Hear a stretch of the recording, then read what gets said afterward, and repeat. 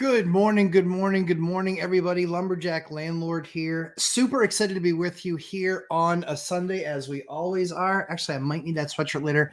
It's a little chilly in the studio, but super excited to be with you guys. Wanted to talk today about something called a SWOT analysis. Sounds kind of funny, but we're going to blend my real life career with my fun career.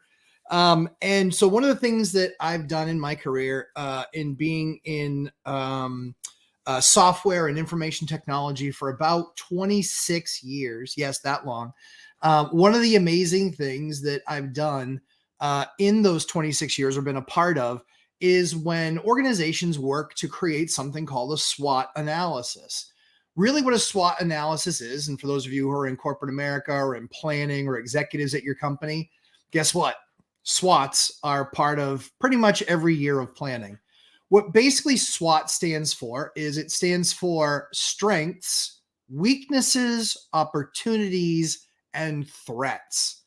And literally what you do is you list out each of the things in all of the different categories.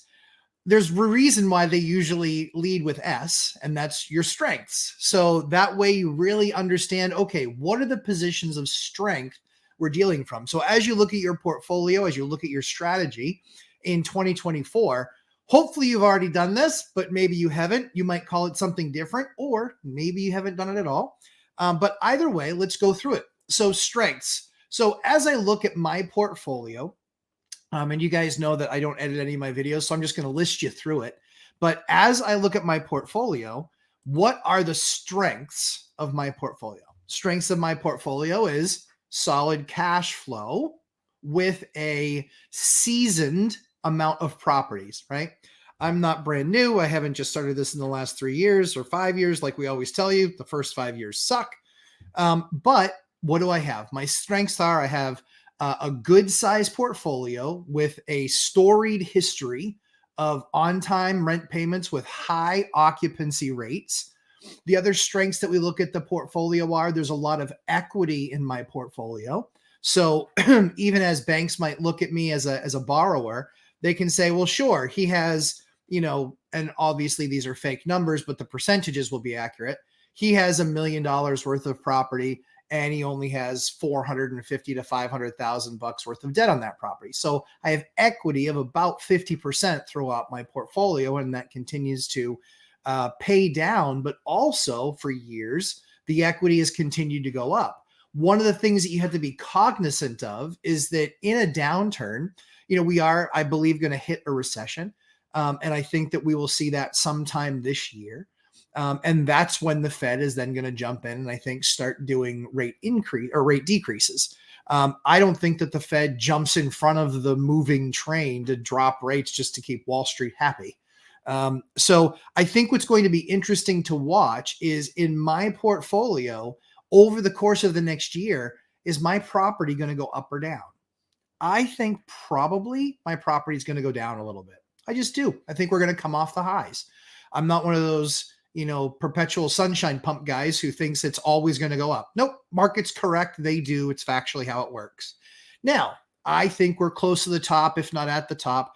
Obviously, if rates drop a ton, then that's what's going to propel, the asset to keep on getting more expensive. So not having to necessarily play or tap into that, what the bank is looking for there is they're looking for margin. They're looking for the fact that maybe you have $1 million, maybe the market corrects and goes down to $800,000 and you still only owe $500,000. Well, that's a huge strength. You still have that much equity in your assets that the bank can look at it and say, we feel pretty good about this because, again, we don't have that much exposure. They could still pop on the market and sell most of these assets and still make money, i.e. they're still going to put cash in their pocket. They're going to be able to pay off any of their notes. So that's where the adage comes from. When you don't need money, the banks are more than willing to give it to you. Finally got to that place after about, 12 or 15 years of investing, because I was on the hyper growth strategy of making sure that every single asset that I did was a huge win. I didn't touch the stuff that made me 3 or 5 or 8 or 9%. I touched the stuff that had me in the teens and in the 20s. That's why I only had to do the few number of deals that I had to do. So as we look at strengths, it's really understanding be honest with yourself. What's the strength of your portfolio? That it's seasoned, that it's, that you bought a turnkey property. That's a strength because that means you're going to have a lower amount of maintenance. So really run through and try to understand. I gave you my examples of what are the strengths, right? It's that I have a lot of equity in my property. It's that I have a lot of cash flow. My debt to income ratio on the assets is pretty small, or relatively small. Anytime you're talking about half, you're talking about pretty small. So there's assets that I can go leverage. There's also assets that, quite frankly, we've looked at this year, and we're going to cover this in another one of the points. But now we look at weaknesses. What are my weaknesses? Well, the weaknesses are that we had a massive year last year. Wait until you see next week's video. We just finished our taxes. I'm double checking the numbers because I hope they're wrong. I hope they're wrong. Oh my goodness. But what's really interesting is as we go through this, we look at weaknesses. So what are our weaknesses? Weaknesses can be something that we can affect. Weaknesses can also be something that the market starts doing to us. So our current weaknesses, right, is that we are slow in getting through our projects. We are going too slow in getting through our projects. I need to do a better job of hiring out more. I do. My guys are fantastic. They work hard, but based on the new project load and the existing load of when we get a new unit back, we're not turning it fast enough. Even when we're doing a meaningful update, we used to be able to do those because I would outsource all of it.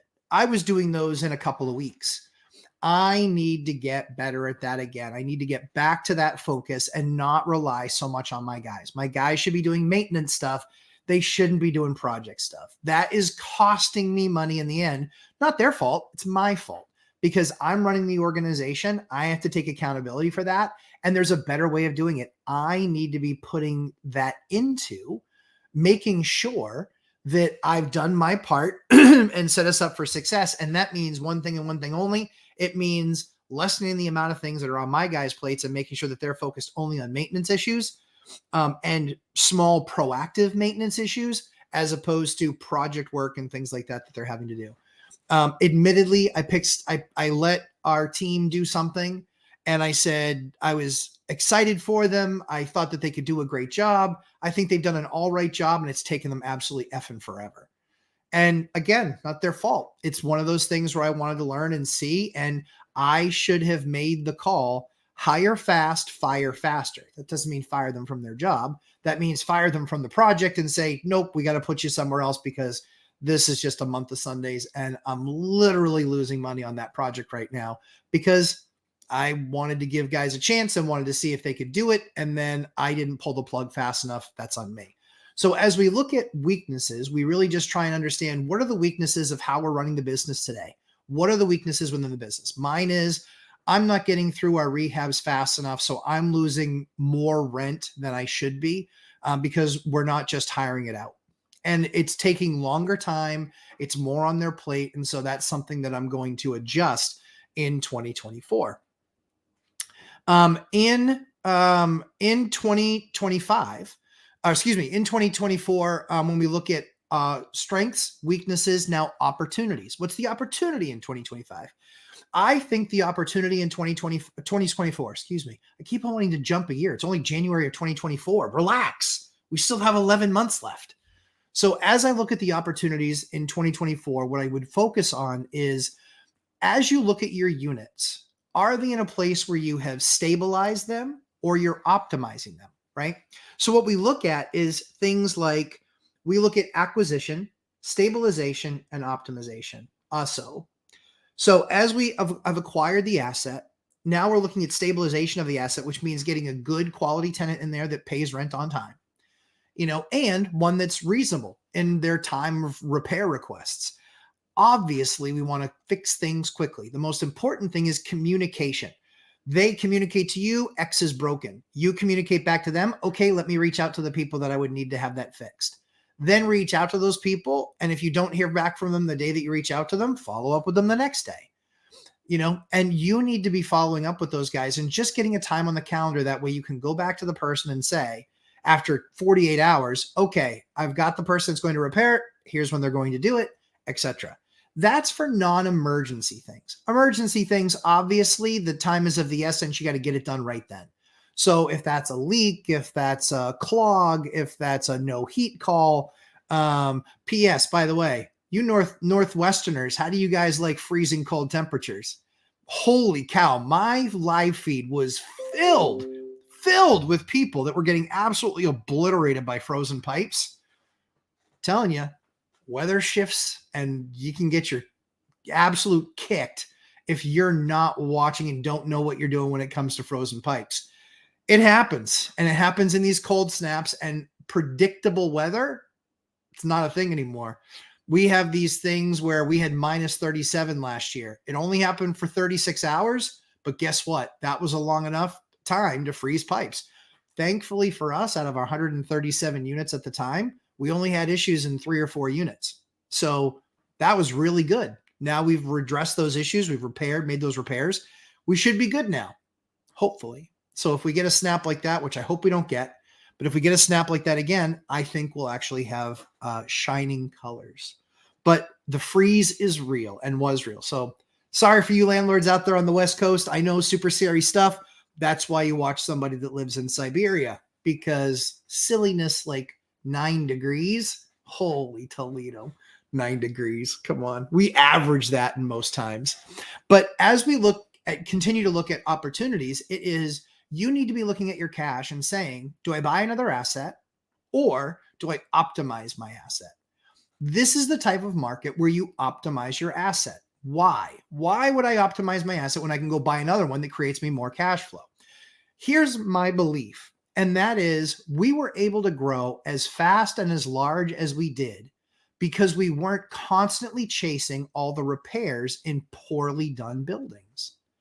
We have a much lower per unit call ratio on the units that we've done the work as opposed to ones that we've inherited from other landlords.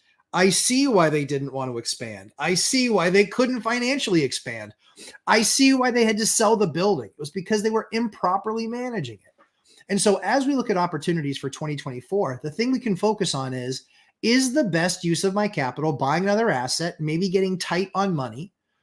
Or is it, let's optimize my asset? I think if you go through the process and you look at it and you say, I'm going to buy this asset, it's going to give me a 8.5% return.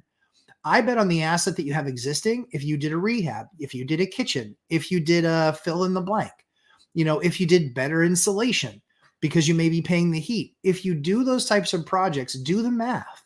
What can you get also for increased rent? That's a huge, huge opportunity as well. Hold on one second. How's my lovely wife?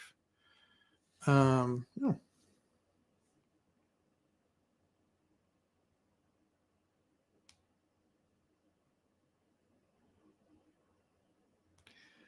My wife is, so this is one of the things that the landlord does too.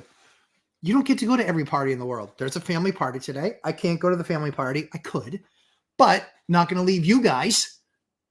Like, come on, not going to leave you guys. And this is a responsibility to me. I want to make sure that I'm taking you guys through this. I took the time to prepare, and go through this stuff. And so sometimes you miss family parties. Welcome to being a landlord.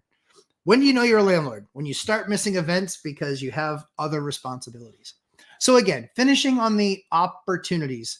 When we look at the opportunities that we have in 2024, when we look at the opportunities that we have in 2024, again, the opportunity is there to invest more into your existing asset to potentially get a higher return. If you have a great tenant and if they are happy with the place, I would consider maybe you don't make those upgrades. However, if you have a questionable tenant or you recognize in your market, hey, it's no longer $1,200 for these units. If I do a rehab, it's $1,700 or $1,800 a month. It is an additional $600 a month. We have one unit where we are going to go from $1,025 to $2,000 a month. Now, before everyone says, oh my word, you're such a horrible person, I can't believe you displaced somebody. When we bought the building 1.5 years ago, we told them flat out, we said, we understand that this, that there's going to be a huge jump. We get that. However, I cannot afford to keep this at $1,000 a month and pay your heat and pay your electric can't afford to do that. So I'm letting you know now, we'll do all the repairs on the outside. I'm not going to raise your rent until I'm ready to come in and then start doing the unit. And then I'm going to want the unit. So we flat out told them, hey, in the next year, year and a half, you'll need to move because we're going to come in and we're going to rehab the entire building on the inside. So we did the outside, we did the roofs, we did the decks, we did porches. We did a lot of we did some siding updates. We did a lot of those repairs on the outside of the building. Then we came to them and said, hey, okay, now's that time. And we gave everybody that was left in the building 60 days notice because other people had mostly already left. We had one tenant that was left behind and they just said, we don't want to move. I said, I can appreciate that, but this isn't a conversation anymore. We gave you guys all the notice. I'm now giving you official notice. This is something where it's time to move on because I need to be able to gut the whole building. This building is not in good shape. It needs to be redone. It has to be. And so we went through that process with them. We actually offered to pay their first month's rent for where they moved to. We worked with them on timelines. I got the movers. Like we went above and beyond to make sure that we could put them in the best position to be able to move on. They did finally move on. And then we got the building back. And you guys will start to see pictures of that over the next couple of weeks because we are elbows and knees deep into gutting that project. But when we looked at that building, that unit is going to go from $1,000 a month to over $2,000 a month because that's what the market is for the type of asset we're going to have. Now we're spending hundreds of thousands of dollars on the building, upgrading it. We are going to make unbelievably beautiful units that everybody's going to absolutely love to live in. And so we're super excited to be able to do that. However, we're about 3 months off from that project being done. We're in the midst of it right now. And when it's all said and done, yes, we will have spent hundreds of thousands of dollars. Thus, we need to increase the rent in order to pay back the costs. However, that type of a unit, and this is what many landlords don't understand, that type of a unit, you are in competition in your market. You are. And people are going to look for value. They're going to look for the nicest place for the least amount of money. That's how they do it. Isn't that how you do it? I want the nicest thing I can get for the least amount of money. So that means that if I can be below market in my rents, not a lot, but a little, if I can be below market in my rents, but I can deliver a product that's just as nice as what the high market rent is, guess what? This means that I can curate a great experience for a tenant. They're super ecstatic because they're getting value. They're going to be renting a place that's going to be a couple $1,000 a month, whereas the competition is $2,200, $2,250, $2,300. They're going to be 10 to 15% higher, and they're going to get to live in my place. I'll do a 2-year lease. I'll do a 3-year lease. I like to work with my tenants because we don't want all this moving around if we can avoid it. And in most cases, we avoid it anyway. So as you're looking at the opportunities piece of this, that's what we're talking about when we talk about SWOT: strengths, weaknesses, opportunities, etc.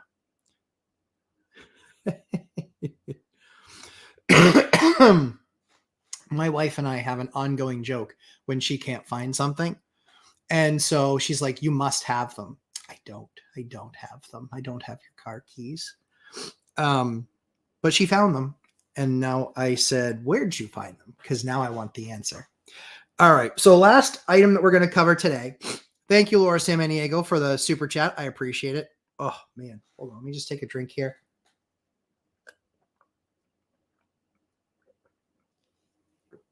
Oh, it's good cold water.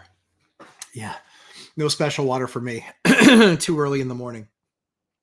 So when we look at the last thing, threats, here's what we look at that's a possible threat to us. One, the bank might not lend to you because you might not have enough equity and you might not have enough cash. I know that seems counterintuitive. That's when you need the bank. But if you need them, you can't lead them. That's one of the things we talk about in senior management is, hey, if you really act like or need the people that you have following you, then you can't lead them. The fact of the matter is that I kind of hate that saying. Largely speaking, it's much more like, Bill Belichick and Tom Brady, which is he treated Tom Brady just like he treated everybody else. In fact, sometimes he was tougher on him. So we see that kind of often too, is that you're tougher on the people. I literally asked one executive one time, I said, listen, but again, just behind closed doors, I feel like you bust my balls. I really do. I feel like you just bust my balls and give me a hard time. And I said, and I'm your top producer. So I don't understand why. I don't understand why you're busting my balls and giving me a hard time when I look at the board and I'm at the top every month. I said, so I don't understand. I said, so I'd like again, just mentoring. I'd like to understand why that is. He said, do I go to Greg and ask him for more revenue? I go, no. And that's my question. He goes, why would I? He can't produce anymore. He goes, he's an average player. I'm never going to get more out of Greg. Greg is Greg, and that's it. And he goes, I'm going to get a guy who does 75% of his quota if I'm lucky. Maybe it's 70%, maybe it's 65%, maybe he pops one year and he gets me 85%. He goes, he's an average player at best. He goes, I'm not going to get anything more out of him. He goes, you, on the other hand, he said, you've done 500% of your number before. He goes, so my question is, what's the difference on the years that you do 300 versus the years you do 500? He goes, so yeah, I'm going to push you. He's like, I'm going to try and find ways to help you. I go, I haven't seen that part yet. And he laughed. And he goes, yeah. He goes, but I know that if I ask you for it, if I say, listen, I just need to find another 50, find me another 50. Then he said, in all likelihood, you're going to figure it out and you're going to find me another 50. He goes, does it make sense now? I go, yeah, it makes sense now. This sounds like I need a bigger raise. He was a good boss. He was a good boss or good exec, but yeah, it was kind of tough. So again, lastly, when we were talking about the threats, right? The threat stands where we look at it and say, okay, the bank might not lend to me because my portfolio is not seasoned enough. They might not lend to me because properties actually did correct 10%, and so I don't have as much equity. They might not lend to me because I don't have enough cash sitting in the bank. I know it's all counterintuitive. The threats are, what if the economy does get tough and, we see a doubling of the unemployment rate and, it goes to 4, goes to 5, goes to 6, what happens if we see that?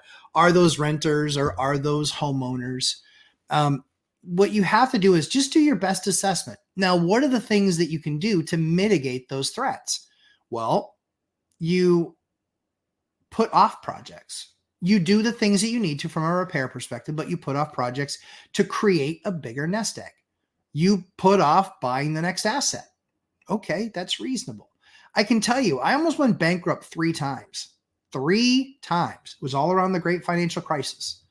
We almost went bankrupt 3 times because we got hit with things that we weren't expecting at all. They were completely from left field.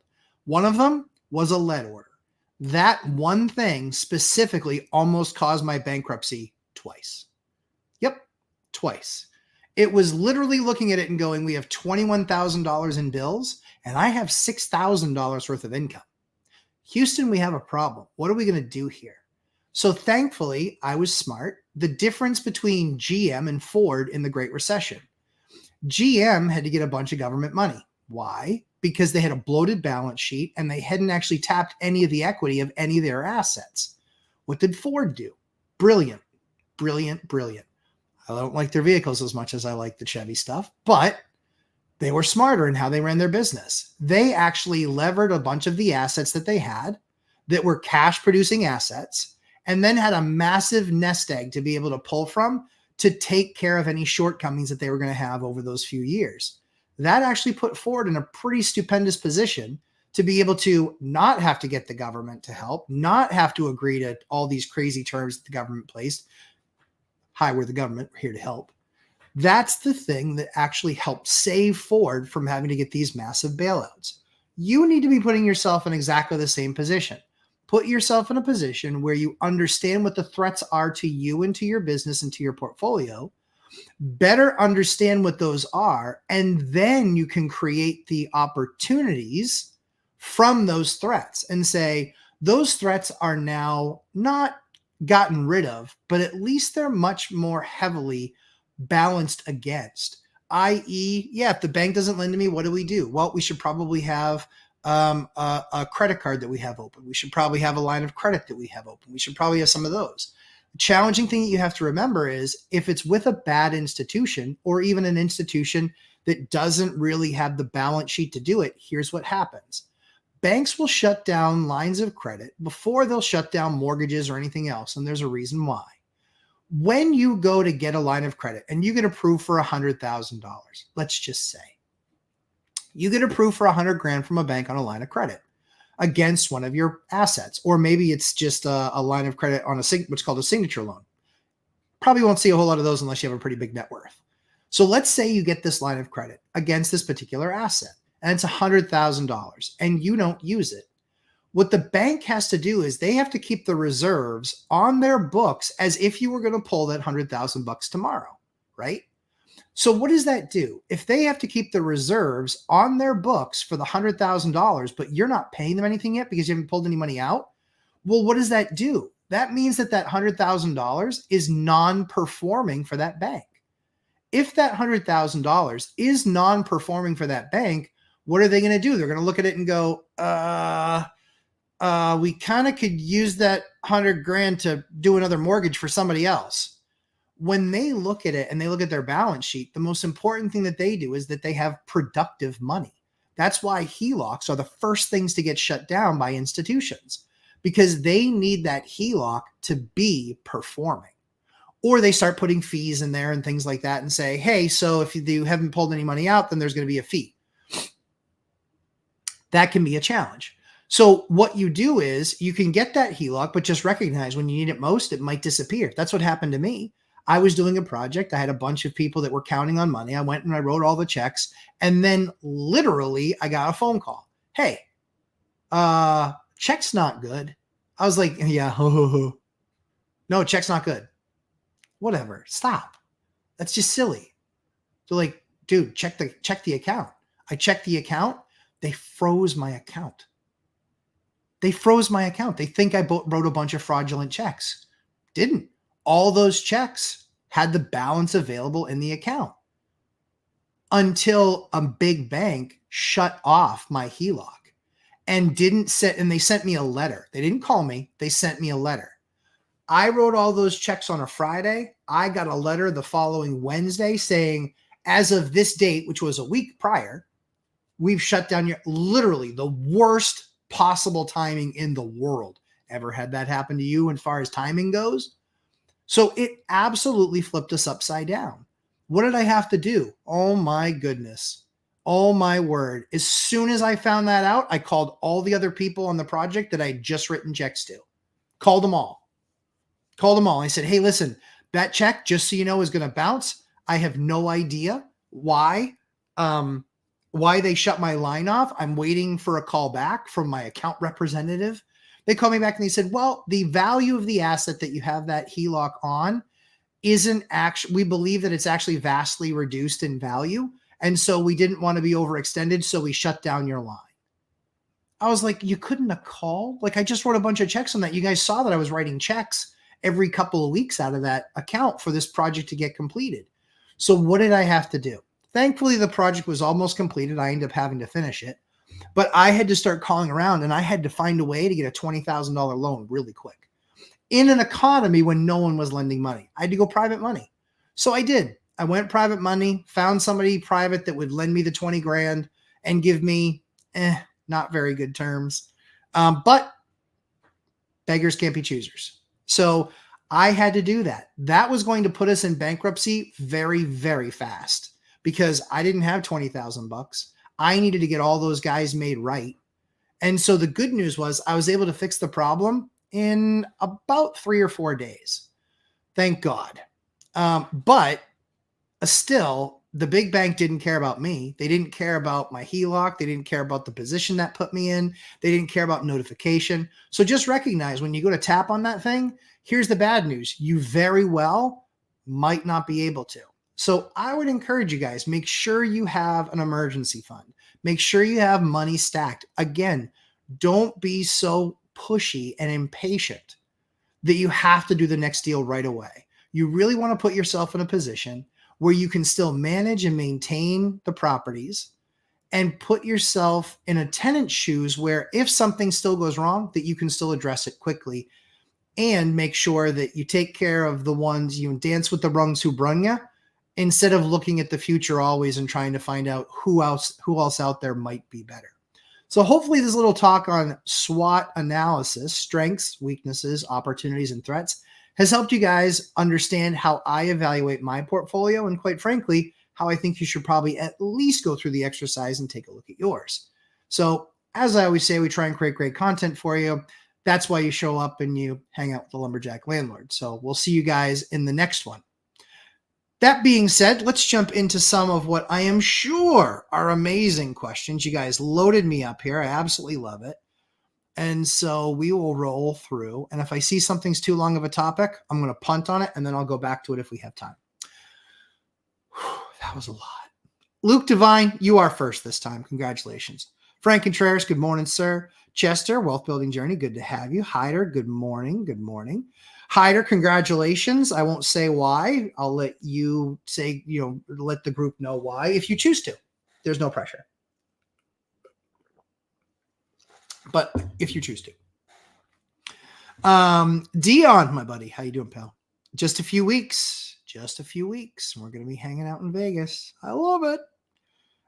T, good morning. The Yoder, good morning. Chris Wissing, howdy. Looking forward to Vegas. I know, Chris, me too. Very much looking forward to Vegas. I am going to be there for quite some time. Very excited about it. Oh, man, my shoulder. Ouch.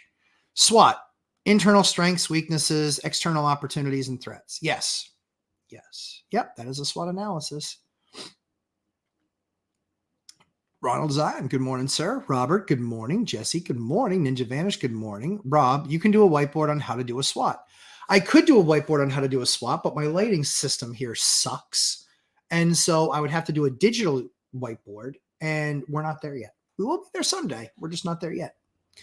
Good morning, everyone. 18 watching, only 8 likes. Thank you, Laura, for watching that for me. I appreciate it. Richard Gamino, good morning, sir.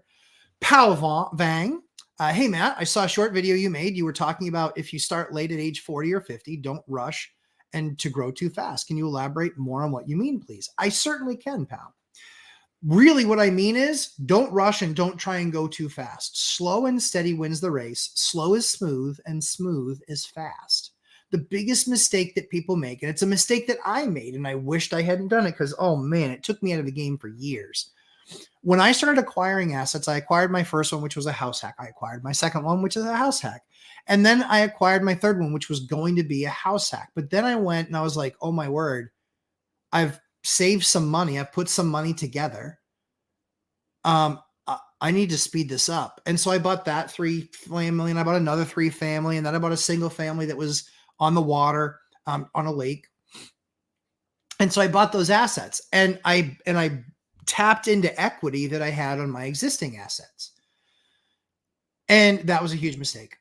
Huge mistake. I was trying to grow too fast. So instead of do one, have it ready, on to the next. Do one, have it ready, on to the next. Do one, have it ready, on to the next. I was now 4 buildings at the same time and trying to do repairs in all of them. Was going to run out of money real quick.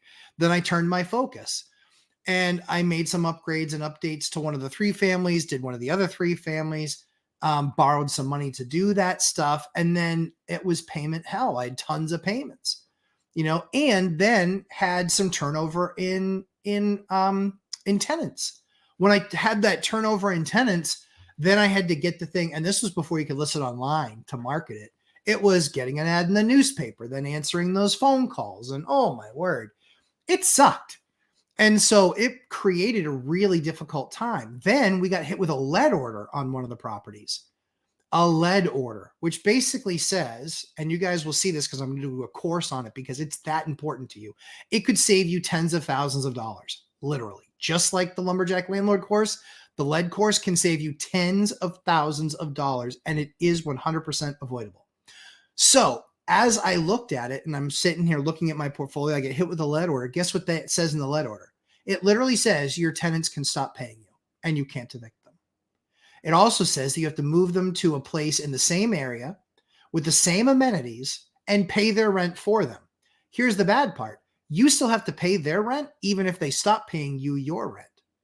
And good luck. I had a tenant that was paying me $1,000. I was doing them a favor. They were paying $1,000 for a 3-bedroom at the time. Now that's a $2,200 unit, but they were paying $1,000 for a 3-bedroom at the time. Guess what ended up happening?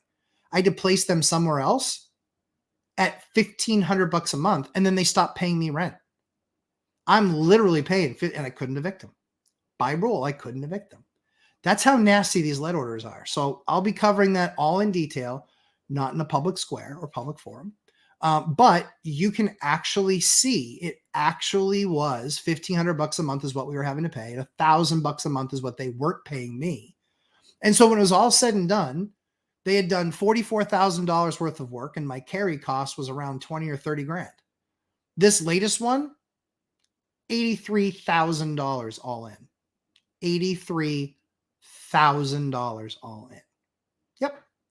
And when somebody decides to move, and then they don't have to come back when the work's done. They don't have to. It basically completely trumps the lease. Now, could I go and try and sue and yeah, probably. But at that point, I don't have thousands and thousands and thousands of dollars to go fight that in court. What I'm fighting basically against a government mandate. Unbelievable. So anyway, that's what I mean by go slow. Slow is smooth and smooth is fast.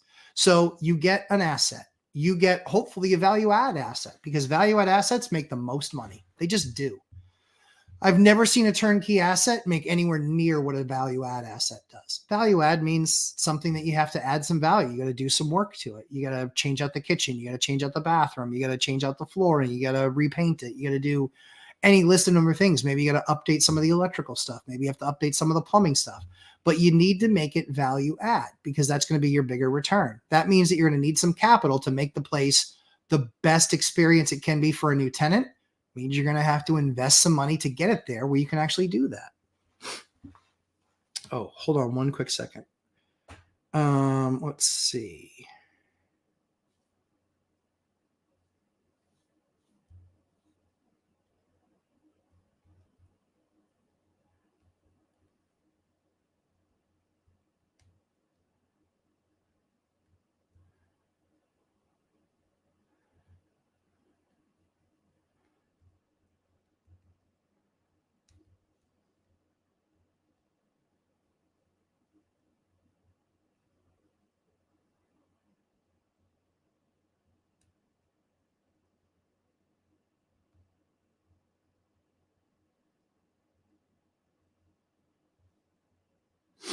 All right.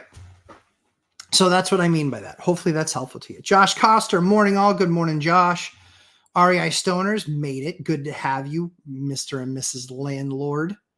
Oscar, good morning all. Fire and Ice, good morning as well. Robert Farinelli, I have a bunch of questions. Say, hopefully I don't take up too much time. LOL. If you do, I'll just not answer them.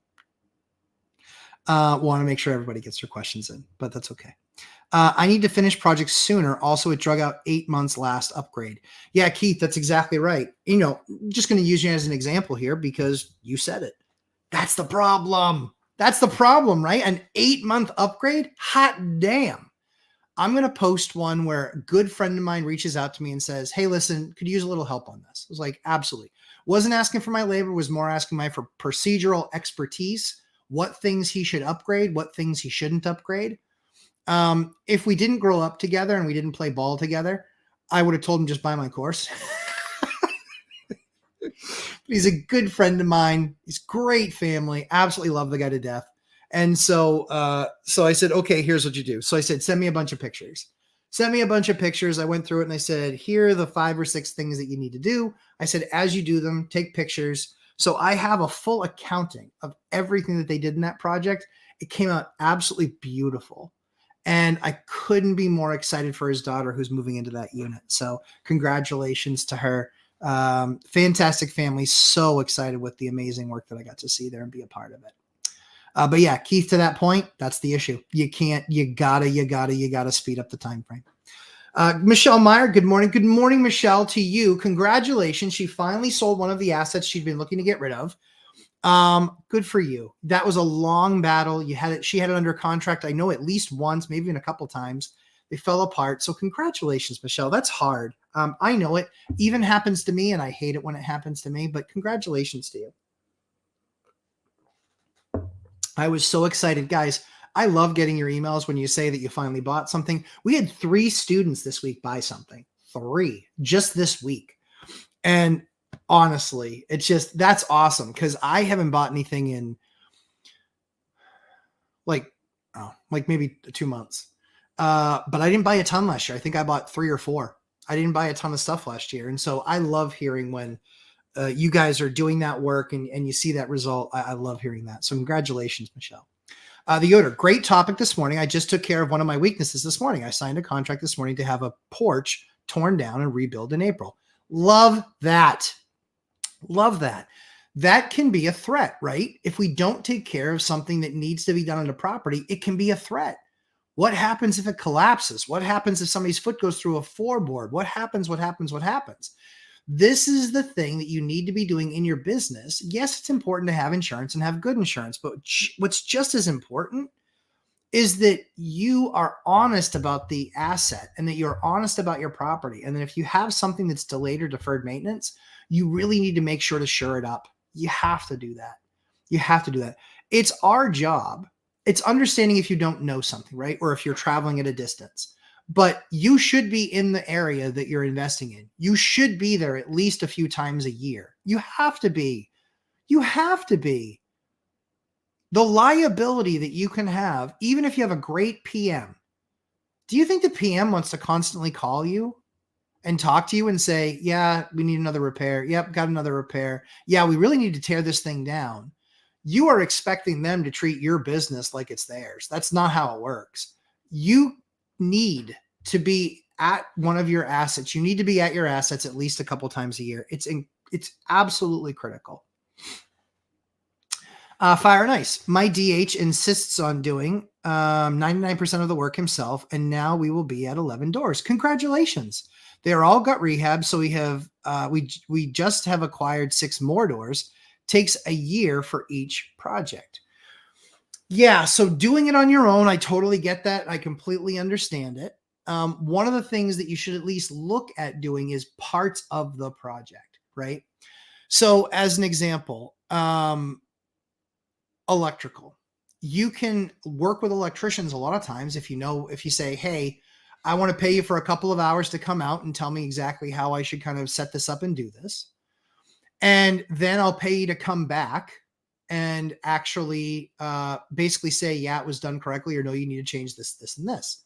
So I did that back in the day. Now, you used to be able to wire your own stuff. Now it's like a cost where you can't get past it, where it's like, nope, you have to hire a professional. That is, I can still hire them and have them consult with me and have them give me instruction. And if I just spend 2 hours with them and say, okay, instead of you having to go through and put all the boxes in, instead of you having to go through and pull all the old wire now that I've gutted it, instead of you having to go through and rerun all the wire, right? Just tell me how you would have me do that and just go through it with them. If you spend a couple hours with them, they likely can give you all the instruction, and then they can come back and look at it and go, yeah, this is how I would have done it. It's how I instruct you to do it. Sure. So you can actually do that. So I would look at that at a number of different things, depending on what your state laws are for what they enforce or insist that you have certain people, certain licenses do. Angel R, I'm going to add vinyl fences between my duplex to give tenants more privacy and optimize my unit for tenant retention. Totally agree. Angel clearly has gotten complaints on, hey, we hate sharing the backyard. Or, hey, we hate the neighbors and they hate us. This is the thing that you need to read what the defense is telling you, right? So I always make this comparison of hockey, right? I'm a nut. So it's like the guy's constantly going down, the offensive player is constantly trying to go down the middle. And every single time he goes down the middle, then the goalie comes out. So you have no net to shoot at. And then you have 2 defensemen that then converge on the middle. Well, unless you have another guy that you can pass the puck to, this is a horrible strategy. So when you see what the defense is doing, it's best to counter what they're doing as opposed to say, this is what I'm going to do regardless of what I see from the defense. This is when your tenants are telling you, hey, this is the problem that we have. Then what do? If this is the problem that we have, we need to mitigate the problem and we need to get around it. Probably both those people complain, or there's constantly like they make the backyard a mess. This is very smart, Angel. You're going to look at it and you're going to say, hey, listen, so I might need to spend on a straight line back, because you don't need to fence in the whole yard. You could just fence straight back so they don't have to see each other's backyards, mess and stuff and toys and etc. You know, some people like to use their backyard for barbecuing. Other people like to use their backyard for a place where their kids can go play. So if you put up that fence, what are you going to do? You're going to make both sides happy. And like you said, likely have higher retention. It's a good solution. And you're probably going to do that for, I'm going to guess right now we're paying about 120 for an 8-foot section. And we're probably install wise, we're not anywhere near that. We're probably 60 per 8-foot. So yeah, our carry cost is about $200 installed right now if we're going with something PVC. G Lover, I know it's clever. Good morning. Matt, please don't remind us of the freeze. I know. It's crazy. I deal with that every single winter. You guys deal with that once every 3 or 4 winters. It's awful. It's awful because all of a sudden you get the call and the tenant's like, hey, my water's not working. And sometimes that's because the bill wasn't paid. Sadly for us, it was because the lines were frozen. Tim L., what are your top issues to look for in years 5 to 8? I'm in year 4 and still optimizing cash flow, being reinvested. Yeah, so I didn't take any money out of the business. I didn't take any money out of the business for 20 years. Still don't. When I retire, right, it's kind of like the longer you can go with not touching the investment, the more that's there that it gets reinvested. So for me, the last 20 years were growth. Everything was about growth. Everything was about growth. And so it's like grow, but also maintaining. But what it wasn't was only maintaining. So we were heavily growing. Now we're at a number where we can stop growing if we want to. We still like to grow. We like to still do projects. And so we'll still do strategically, we will still do great projects. However, largely speaking, my years of doing, 10 or 12 or 15 closes or even 5 or 6, those years are probably likely over. I can't tell the future. But as I looked at it in, years 5 through 8, it really was making sure like exactly what you were doing, which was having reinvested, made the assets that I have really good, reliable, not lots of repairs. Maybe a roof has been done, a heat system has been done, things like that have been taken care of where I'm not going to have to worry about this big expense, right? When you're still in those years up to 5, the biggest, scariest thing to think about, right, is if I need a roof, it could be 15 grand. If I need a heating system, that could be $15,000. Well, there goes the profit on that building for probably 3 years. However, if you have the money sitting there, you can absolutely do it. And that's the key, is that you have that money available to you. Angel R., I found repiping my house with PEX helps with freezing weather. It does help with freezing weather. It doesn't stop it. And so if you have insulation, if you have PEX, you will have a lower likelihood of a pipe freezing. Lower, not non-existent. And so that's where you can still do things like heat tape. You can still do things like close up any air gaps with, some closed cell foam that you can get in a can. Maybe it's a bigger project and you need to get one of those spraying jetpack things. We've done those as well, where we've looked at a project and we're just like, you know what? It's just better if we just throw an inch of insulation on anything. What you're really trying to do is stop that cold air from pouring into your foundation. Old windows in those foundations are often porous. Brick foundations often can have a brick that's gotten broken and has come ajar, and then the mortar there, and then you can see daylight. Anywhere you can see daylight, you're getting air pouring in. And when it's minus 37, it doesn't take very long for that air to pour in and that heat to escape, even if that basement's heated. So those are the types of things that you can absolutely do. Financial firefighter, aloha from Hawaii. Hello, Mark. Good morning to you. Robert Farinelli, my new college rental. Boom. There we go. My new college rental, small old panel with tandem breakers. I think I should change it to 125 to 200 amp panel so all the bedrooms have 20 amps. Okay. Electrician wants to update service too, because wires from service to panels are in rough shape. Is any of this necessary? I think the panel should be changed. At least I hear buzzing from it. So, I mean, you can change that panel. What I would do is I would buy used equipment. Absolutely. You don't need to buy brand new breakers. You can buy a used panel. You can buy used equipment. You can do all that stuff. The only thing that I don't buy used is I don't buy a wire used, because that just has a rubber jacket on it. And, I want to buy fresh wire. But yeah, depending on what that wire is to the panel, I mean, you could be talking about a few $100. If you're going to do all that work, it probably makes sense to get rid of the weakest link. But if you upgrade your unit to the 125 or the 200, you have to have that amount of amperage at the service to be able to update it to that.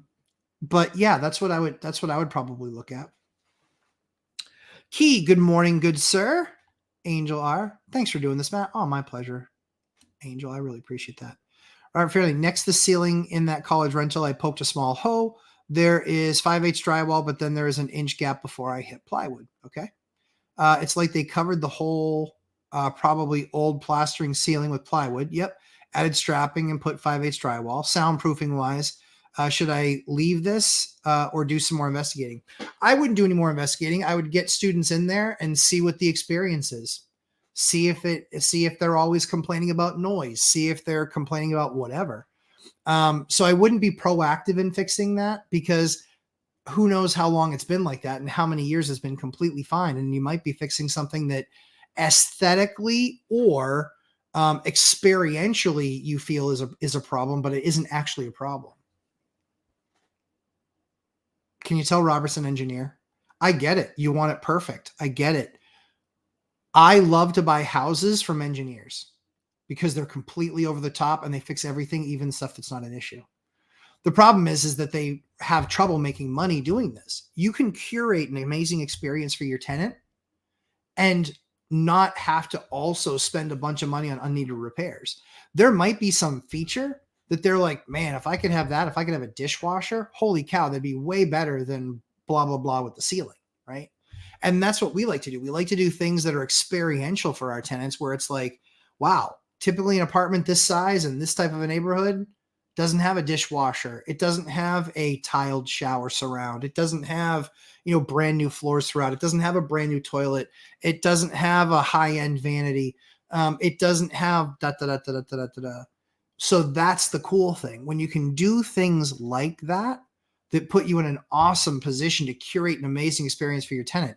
If it's something that becomes a maintenance nightmare, then absolutely you should be fixing it. But if it's just something that maybe aesthetically, or just something that, hey, you know what? I know this could be better. Do you need to spend $3,000 to $4,000 on something that could be better, that's completely good as it is and doesn't make any difference to the tenant? It's only for your mind's eye. That becomes an expensive way to manage the business. The wealth building journey. Hit that like button, everybody. Thank you very much, Chester. Laura, again, thank you very much for the super chat. I appreciate that. Matt, question from Key. Boom. Where can we find out the asbestos removal process at affordable prices? No such thing, Key, especially in California, my friend, especially in California. What you'll want to do, and this is something that I do as well, in Facebook, they have forums. They have construction forums. They have trades forums. They have all sorts of this stuff like that. I've posted things there. 90% of it is just complete noise that I get back from other contractors. Like, hey, do all the work for me so I can come work for you. No, not going to do that. So what I typically do is I post information about what the project is and what needs to be done.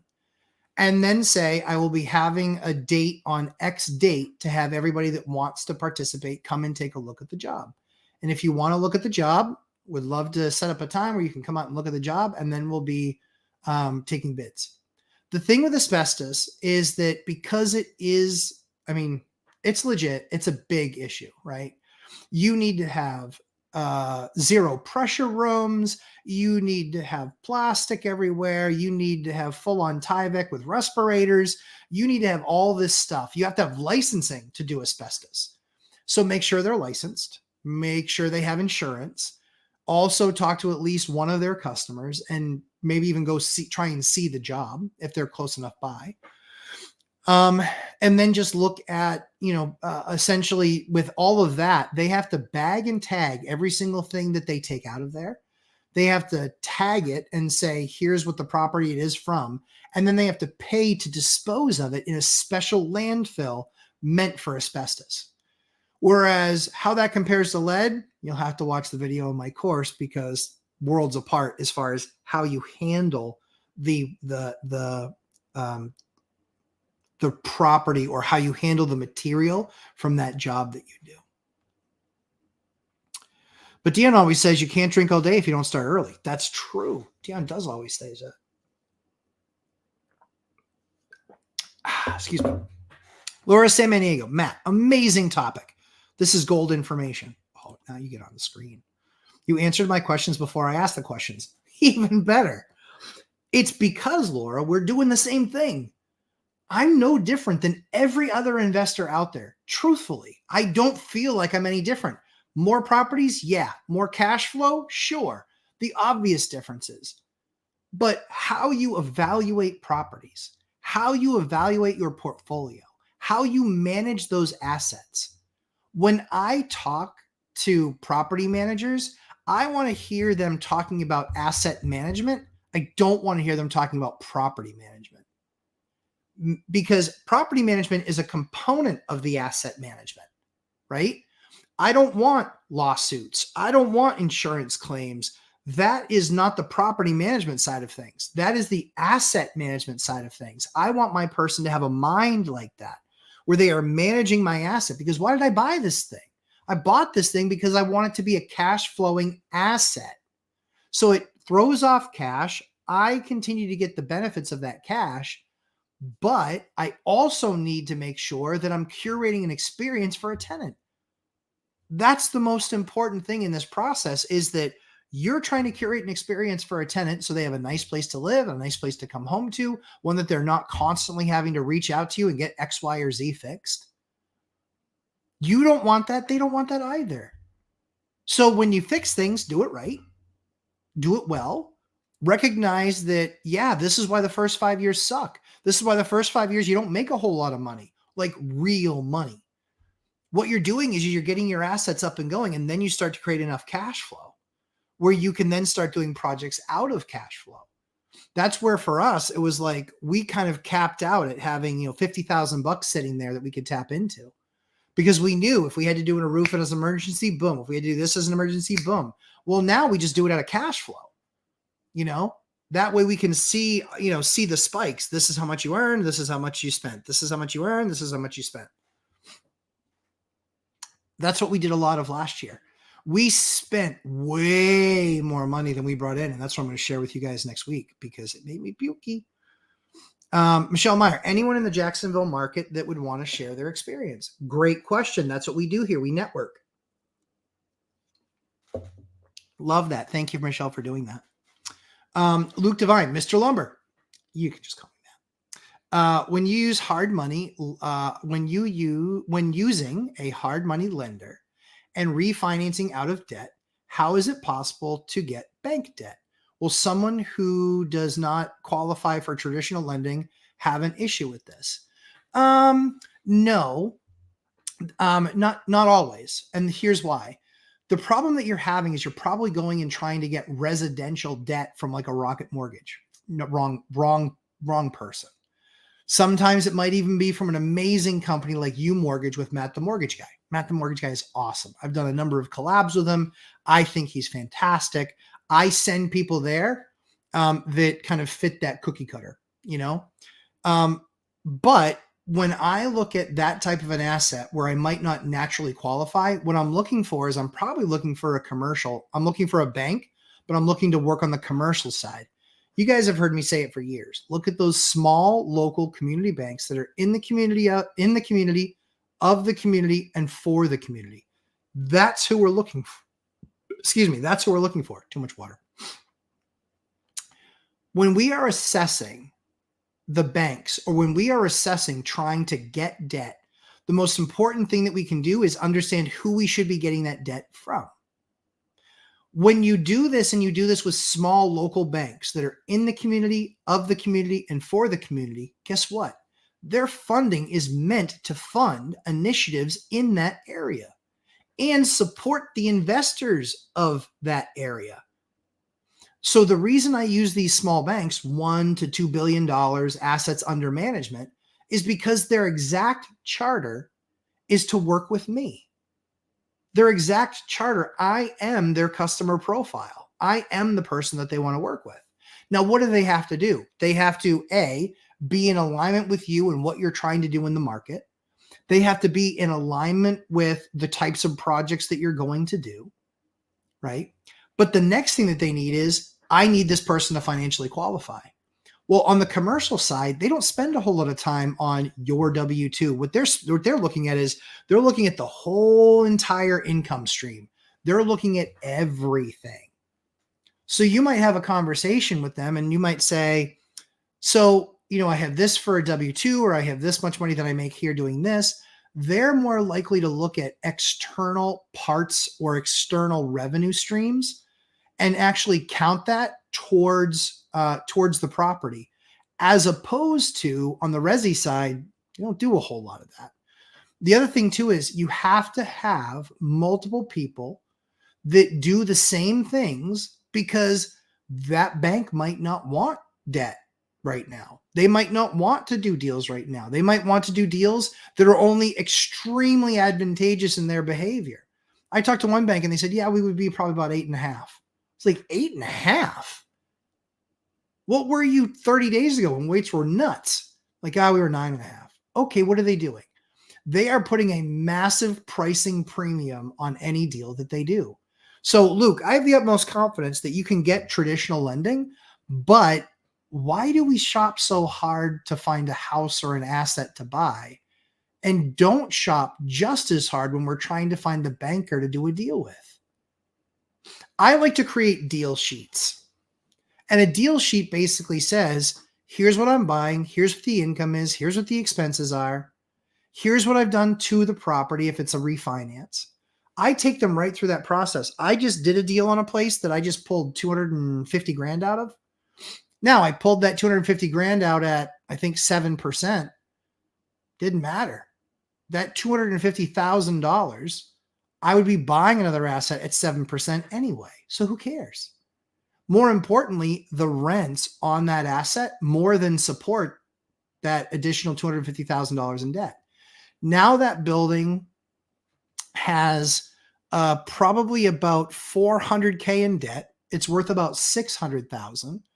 It's got debt on a monthly basis that is about 3 to 32, and it's got income of 55. I would buy that deal all day long, every single day, all over again. I would buy that deal all day long. The difference is that now I have $250,000 in my pocket, and I still make $2,000 a month on the asset. I didn't put myself in a bad spot. What I did was I took the other $2,000 a month that I was making, and I said, you know what? Instead of just making $4,000 a month on that property, why don't I just make $2,000 a month on that property and actually pull out $250,000 that lets me go buy something else and create another $2,000 or more of income? That's a better move. The funny thing is that 250, that doesn't let me go get another $2,000 of income. That lets me go get another $5,000 of income. Think about that. That's where the compounding of this strategy works so well. So now I'm spending $2,000 a month more on debt. I'm still making 20, call it 2. We'll just call it 2 in case of expenses. So I'm still making $2,000 a month on the asset. Now I've got $250,000 cash, which gets me $1 million of buying power. That $1 million worth of asset, that might be 2 duplexes. It might be whatever mix, right? So as I look at that asset, then I say, okay, well, what am I going to typically make on $1 million of property where I'm investing $250,000? I'm going to make at least 10%. So what does that mean? It means I'm making the $2,000 there, but I get another asset. And it's an asset that I guarantee I'm going to be able to improve and get more of a return on it. That's how it works. That's how you grow your business and constantly take your money out. This is the amazing way to actually build out your portfolio. Let's see. Summertime Santa. Good morning. Glad to see you today. Summertime Santa. Good to see you as well. Master Coach University. I'm in Jacksonville. That's right. Master Coach MCU is in Jacksonville. Yes. You guys should definitely connect. Thanks, Laura. I'm reaching out today on the PM part. I do have an agent now. I'm making 4 offers today. Oh, 4 offers. Good for you. That's awesome. Josh Burdick, what was the almost caused your bankruptcy? I couldn't understand what you said. Sorry. What almost caused my bankruptcy was all the debt that I had. I had $21,000 a month in bills and I had $6,000 a month of income. I had no credit left. None. I couldn't get a credit card. I had no credit left. None. Couldn't do it. So what we had done was we had gotten to the point where I had maxed out all of our credit cards. I had maxed out all of my equity lines, and I was literally living paycheck to paycheck. And so I had to get tenants back in these units.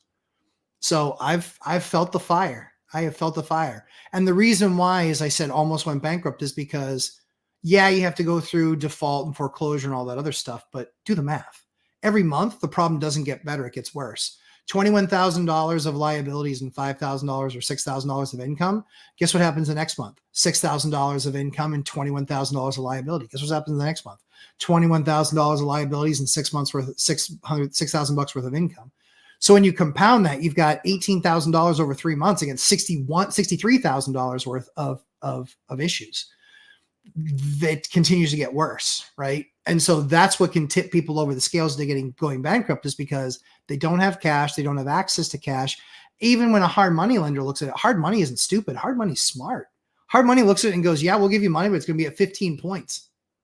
And if they think that you're going to lose the asset, guess what? They don't want to be in second place on that. If it's a bad economy, there's no equity. That's the thing to keep in mind.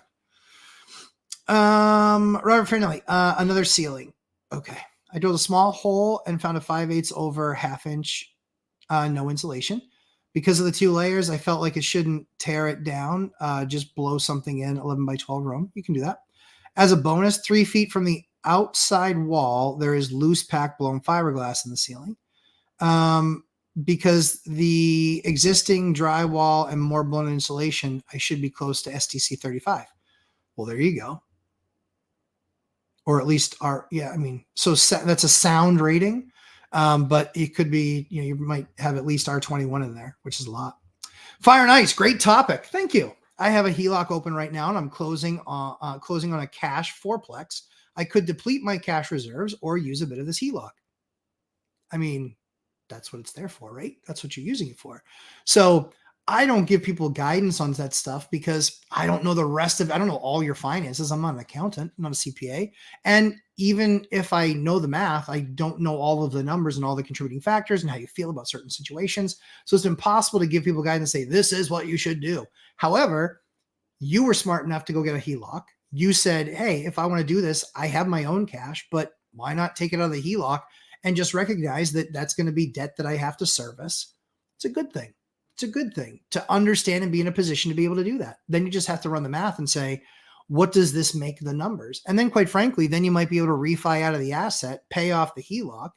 Maybe you do that, maybe you don't. But in all honesty, as you know, mortgages are going to be less expensive debt than a HELOC will be, as a general aside.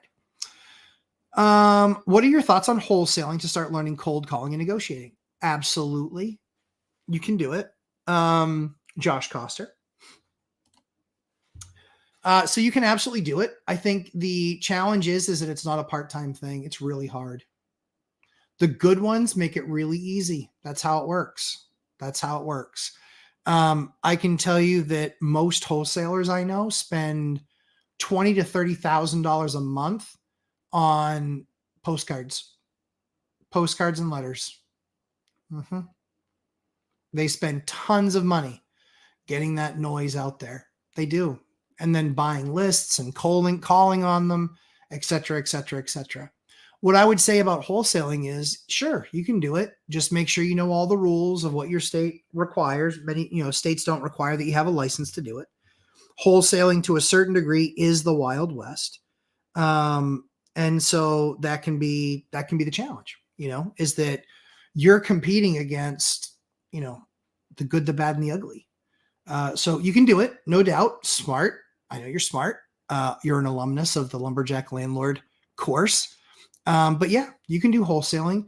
I think that there are inexpensive wholesaling courses out there.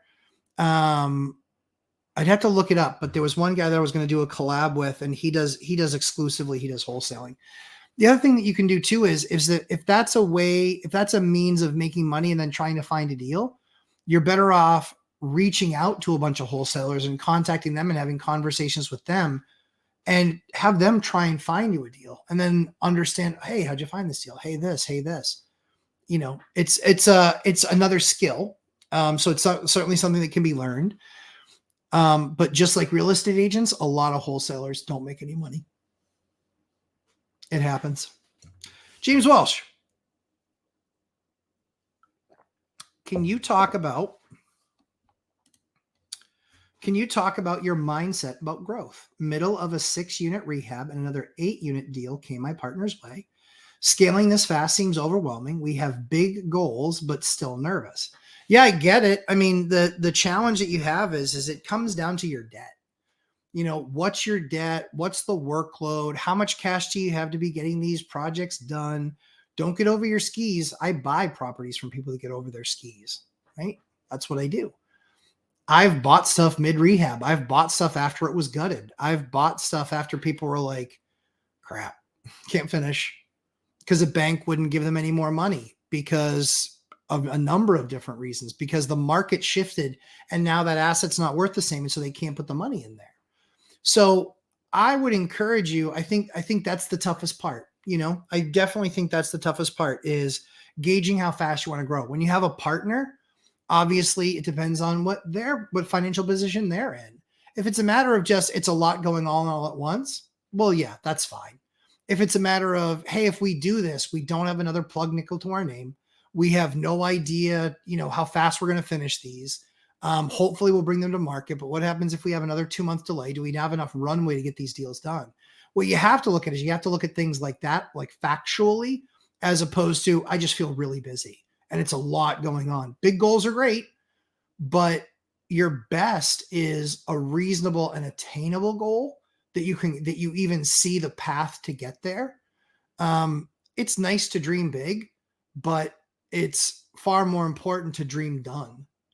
Get your dream accomplished, get the job done. It's, I want to be 100,000 units next year. I mean, could I get there? Probably not. Would I do a bunch of things and still fall short? Definitely. But do I want to be that? Do I want to do that? I don't want to do syndications. I don't want to do partnership deals for the most part. So yeah, I get it. You should be nervous. You should be nervous. That's the idea too, is that nervousness also, is what keeps you motivated to get there and recognize that the bear's chasing you. When you have a lot of projects out there and you're spending a lot of money, I'm going to share that next week. I'm going to share that with you guys next week. You're going to see exactly how much fun it is to have 137 units. You guys get to hear me talk every single week, but what you don't get to do is see the finances, and I'll be able to talk a little bit about the finances next week. Not a lot of it, but a little bit. Let's see. Sorry, I saw a super chat. Don't worry, I'll come back to you, James. Holy cow, I'm so far behind. Master Coach University. Thank you very much, Master Coach. When, how much to recycle capital seems to be a major strategic question to answer. Yep. For both accelerating growth and mitigating risk. Double-edged sword. Absolutely couldn't have said it better myself, Master Coach. Absolutely. The biggest challenge any business has is understanding and walking the line of how much money do I put out and how razor thin do I have to be before I stop putting money out. And so, Dion's strategy isn't scary. He just did the next one when he had the next payment. He did the next one when he had the next payment. He never bought 3 buildings at the same time. That was his strategy. For me, I've bought 3 buildings at the same time. I've closed on 3 buildings in a 10-day period. Yep. And I was bringing on all of that debt. I was bringing on all those projects. I was bringing on and having to align all those resources. And so mine was for hyper growth. Dion's was for lazy growth. Good, not slam. That's truthfully, he wants to grow lazy. And for me, I was the harder and the faster I get through this stuff, the more I can get to the size that I want to as far as number of units. And so long as I can keep on doing great deals, then I'll keep on doing great deals. It's not a coincidence that I did the most deals I've ever done in 21 and 22. That wasn't a coincidence, guys, or 20 and 21. That wasn't a coincidence. I did it was like 23 deals in 19 months. I was doing more than one a month on average. It was because I had done the math and the debt was so unbelievably cheap and the assets hadn't caught up to the debt at all. Well, now they have caught up. So now if I'm doing a project, it's got to be unique. I saw one yesterday. Oh my word. I saw this asset yesterday. Dear God, what a hellhole. What a piece of crap. If I weren't doing the jail, I'd have bought it, but I'm doing the jail. So what do my resources look like? If I do that project, I probably have to spend $500,000 on that project. The jail is a $1.1 million project. 1.1 million is what I'm spending on a rehab. Saying it out loud makes me get a case of the pukies. It's $1.1 million. That's a massive, that's the biggest project I've ever done. And it's to a massive building. This is the biggest building I've ever rehabbed. It's like almost 9,000 square feet. Oh, some water. It's a lot. So when I look at it and I say, could I do this other project? Yeah. But to your point, Master Coach, this is the problem. It is a fine line. It is a double-edged sword. And it really comes down to your own risk tolerance and what safeties you have in place if it goes wrong. Count on something going wrong, right? You have to count on that. And when you look at that sort of stuff, right, that's where it becomes very, very difficult for any consultant, anybody outside looking in. It becomes very difficult for us to sit down with you and say, this is what I would do. Corby Carter, an alumnus of the Lumberjack Landlord course, said it best in one of our chats. He actually said, I want to go with the SWOT method, sleep well at night. Hey, for a decade, maybe even 12 years, I did not sleep well at night. I was a horrible sleeper. And it's because my brain was always going with all the things that could have gone wrong, all the things I needed to do, all the things I needed to manage. And when we did the number of projects that we did in 21 and 22 from all the stuff that we bought in 20 and 21, yeah, of course we missed stuff. Of course we did. Of course we needed to go back and do some things that were just like, golly. So this is what I would encourage you as Master Coach, is that there is no finite answer. There is no algorithm. Anybody who gives you an algorithm for that isn't you. It's what they feel comfortable with. It's not what you might feel comfortable with. So I think the opportunity always is you're always going to have a project that needs doing. You're always going to have some maintenance requests coming in. That's not what I'm talking about. What I'm talking about is the fact that people will go and spend $30,000 or $40,000 buying the next asset when they know on the existing building that they have to do, that they really have to do a roof in the next year. I get it. It sucks to spend that money on a roof because that doesn't make me any more money. However, what are the repairs costing you? And then how much more expensive is that job going to be? And then more importantly, when that roof actually goes and you have to fix it versus you can fix it, when you have to fix it, guess what? You have no time what year it is. You have no understanding of what asset prices are and how much shingles are. And you have to get somebody out there urgently. Guess what happens when you need an urgent repair? It gets more expensive. This gives you the ability, if you know you need something like that, you can actually get runway, 60 days, 30 days. I'm going to talk to 10 different roofers. I'm going to get 10 different quotes. I'm going to make sure that they're all on the same page, that I want, first 2 rows of ice and water shield. Then I want a ridge vent. Then I want to do 30-year architectural shingles. I want to relet around the chimney. I do all of those things, right? And now I'll get my best price because somebody in that list is not going to have 2 months worth of work. Somebody in that list is going to have 2 weeks worth of work, and they're going to want this project. That's how you get your best price. And then you have power in negotiating, and you can usually get, almost always, you're going to get that better price. And then that's $2,000 real dollars that you saved. right? And that's real money. If I don't have to spend it, that's real money saved. That's how you put yourself in a position to make sure that you're getting these things done and taken care of, where you're not going to have to go back and do it when it's a horrible time to do it. And then it's like, well, we just bought this other house and now the roof's gone or the heat system went. Well, that's going to be like 10 or 12 grand. We don't have that. Your other option is you can put on a credit card and you can pay 23% a month. You can go get hard money or you can go get a signature loan. This is where sometimes as Icarus, we fly too close to the sun. Oh my goodness, I'm so far behind. Holy Toledo. All right, I'm going to try and do some rapid fire. Angel R, if the bank shut down a line of credit for you that you're a G, imagine what they do to us lower ranks. Dude, they don't even take that into consideration. That's what I'm telling you. We're in the same boat. They just look at it and go, it's a HELOC. We're shutting them down. That's what Wells Fargo did. Wells Fargo shut down all their HELOCs and doing HELOCs. The reason that they did that was because they wanted to blend that money out in mortgages. So I appreciate the G comment. And while I like to think I am, you and I are in the same boat. I'm just number 4,739 and you're 4,738. That's all it is. Ben Fopel, wife and I are looking for a deal. Cool. Love that. On a tour, we talked to tenant. She said she can hear, smell everything the lower tenant does. No insulation. I saw water around the windows. Should I run? Course in February. Good to have you. No, what you should do is you should have, when you have the inspection done, have them call out those things specifically. In an up-down apartment, you're always going to have some noise. You're always going to have some smells. That's okay. What I would recognize doing is that when that first floor tenant moves out, then you're going to go in and you're going to do some stuff. The smell thing is hard. That's why almost all my stuff is side-by-sides. I don't love top-bottom units. I like side-by-sides. But as far as hear everything, that's going to be the case in almost all these older buildings. What you can do is there are ways to mitigate it. She can use area rugs. You can put in something called Quiet Rock on the top ceiling.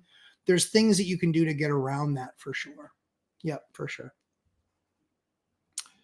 Mark Finley, I don't know about that, Matt. My financial freedom depends on me being near perfect health. The more slow I take it, the more likely my financial freedom is ruined. Yeah. I mean, you got to do what's right for you. You got to do it right. What's right for you. I think the biggest challenging thing is that you have to be investing in assets that give you a return on your capital. And if you're constantly spending the return on your capital on non-money moving things, a money moving thing can be curating a great experience for a tenant so they don't leave.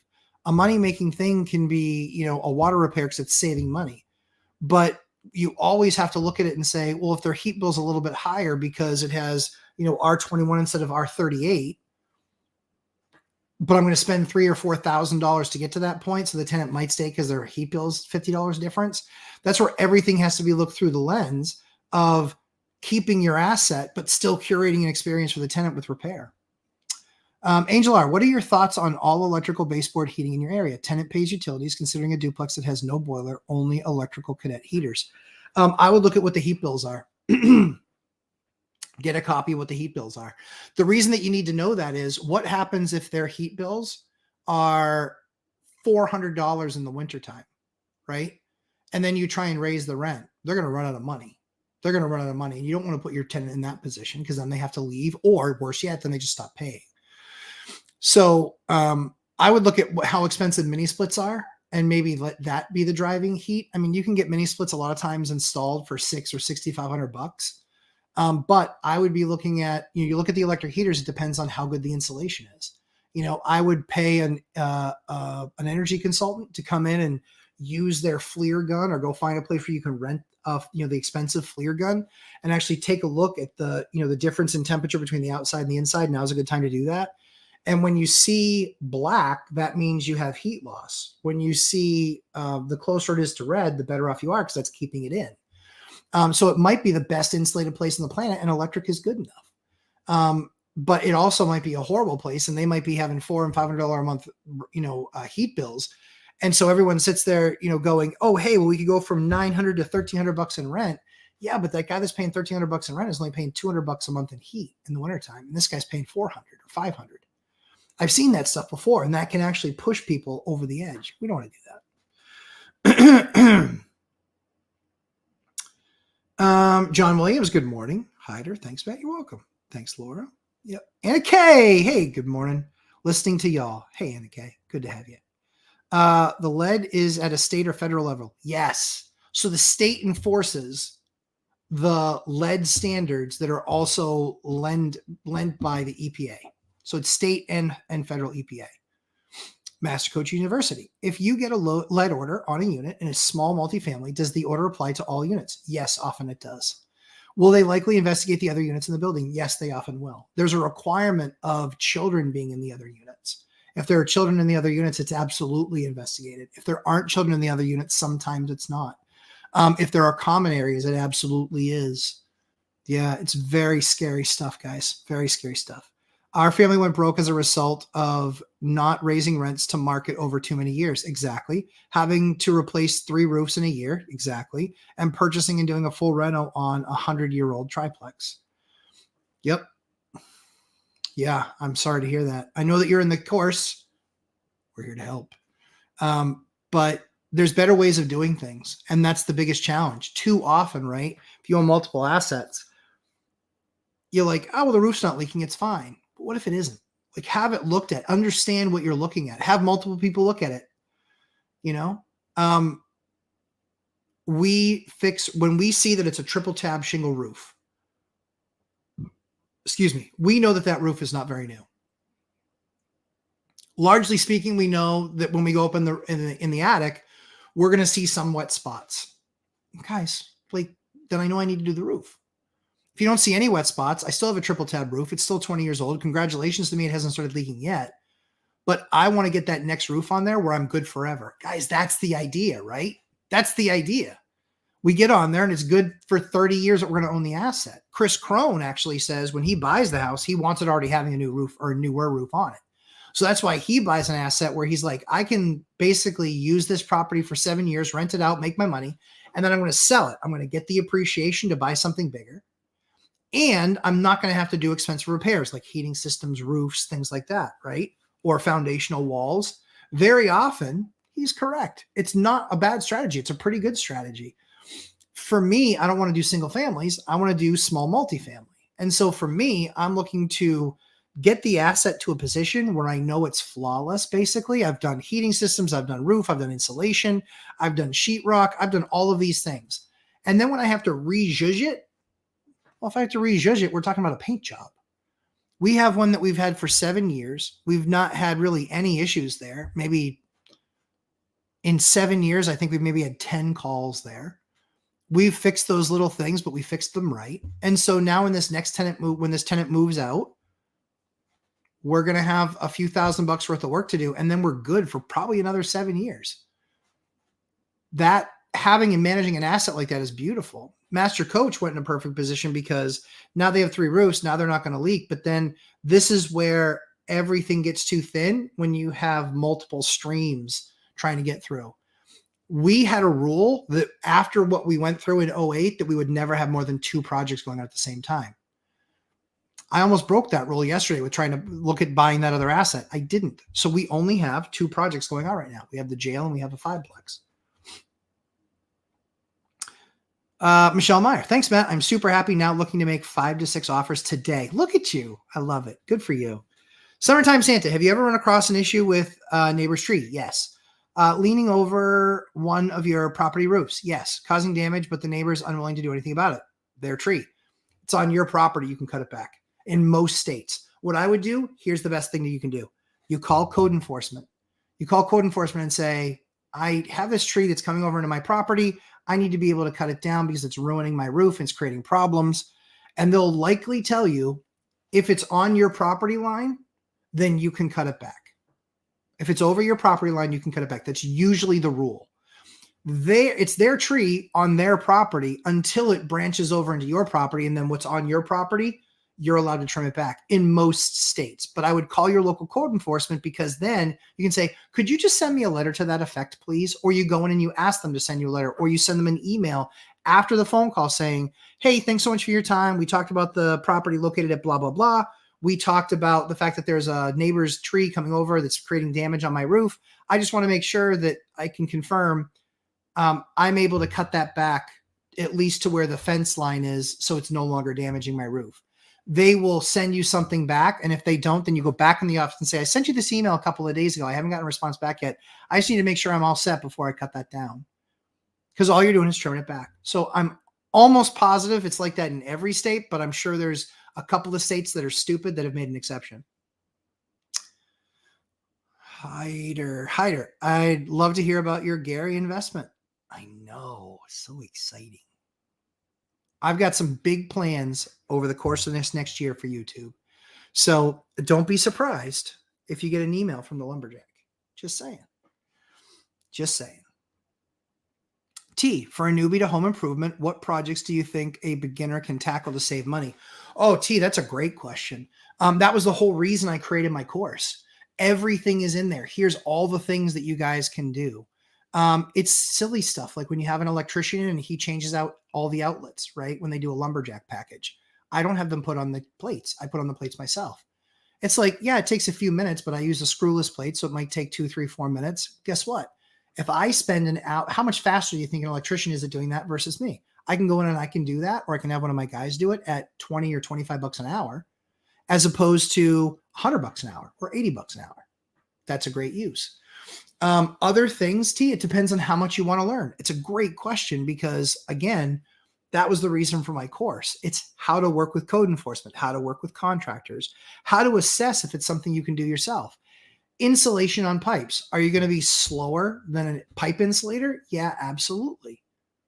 But what you do is when you get a quote, you can actually have the conversation with them and say, well, what insulation were you planning on using? And then, what would be the price for that? Then you can make the decision. They're going to charge me $4,000 to do this, or I can do it myself because it's $1,000 worth of material. You can insulate pipe. There's a ton of things on YouTube University that show a lot of that stuff. So, pipe insulation in the basement, putting heat tape, on pipes in your basement, doing electrical outlets where you're putting the plates on, changing out a light fixture. Again, these are all things that it depends on what you feel comfortable with. You can absolutely tile a floor. Can you do it as fast as a tile guy? Absolutely not. Click lock flooring. Can you do that? Absolutely, you can do that without a doubt. Can you do demo? Absolutely, you can do demo without a doubt. Are you going to be slower? Absolutely, you're going to be slower than skilled people that do the same job every single day. But if you look at a house, there's not a whole lot that even a beginner can do. I get that it's daunting. I get that it's like, I've never done this before, so I don't know if I'm going to do it right. I've actually helped some people on projects where they're just like, I'm going to be entering in a project. I'm going to be buying this house, and I just want to take you through the entire house. That's what the one-on-one stuff is for, where you can bring it up in the boot camp, but we do one-on-one stuff where somebody's like, I have no idea where to even begin. And I would walk through the entire project, but we talk about what your goals are first. Do you want to do a gut rehab? Do you want to just make sure that this place is safe? But there's really nothing that you can't do. The things that I would try and stay away from are things that are specifically licensed. Depending on the laws in your state, you might be allowed to work in an investment property. You might not be allowed to work in an investment property, depending on the rules of the state. So you have to know what that is. But the key is understanding what all those things take for time and cost for money. That's going to be what saves you the most money, because after people have kind of gone through my course and they understand, hey, this is how it's priced. They've gone through the boot camp and they're like, okay, so when I get a price for $8,000, that's a total joke. Yeah, they're ripping you off. You need to get 3 or 4 price quotes. Now, you can't spend a lifetime getting price quotes, but you can post it. Like I said, I post stuff in ads on the different Facebook groups in the local community that I'm in. I'm saying, this is the project. This is what we're trying to do. Come and take a look at it. Let me know what you think. So you can absolutely do that. Nino, what's up? What's up, Nino? Steven, hey, Matt, I purchased your boot camp and I think I typed my email wrong. Are we supposed to register before the boot camp starts? No. So what you're going to get is I think it's this week. I can't remember if it's this week or if it's following week. I think it's this week because February is in this week. It's Thursday's the 1st. We're sending out now because I don't think we might have 1 or 2 seats available left. before the price goes up for the boot camp. We are sending out now the poll, and the poll is going to have 4 different times in it. And on those 4 times, we're going to pick 2 of those times. So we're asking everybody to have a first choice and a second choice. Based on that first choice and that second choice, hopefully that will capture everybody. If it doesn't capture everybody, then we'll see if there's like a high divergence. But we're going to pick 2 times a week, and it's going to be the same session, but you get to pick, do you want to do whatever the time is, time 1 or time 2? You'll get to pick which time you attend, and it doesn't have to be the same time every week. Doesn't have to be the same time every week. If one time you can do the Tuesday, but you can't do the whatever, Sunday or Saturday, whatever it is.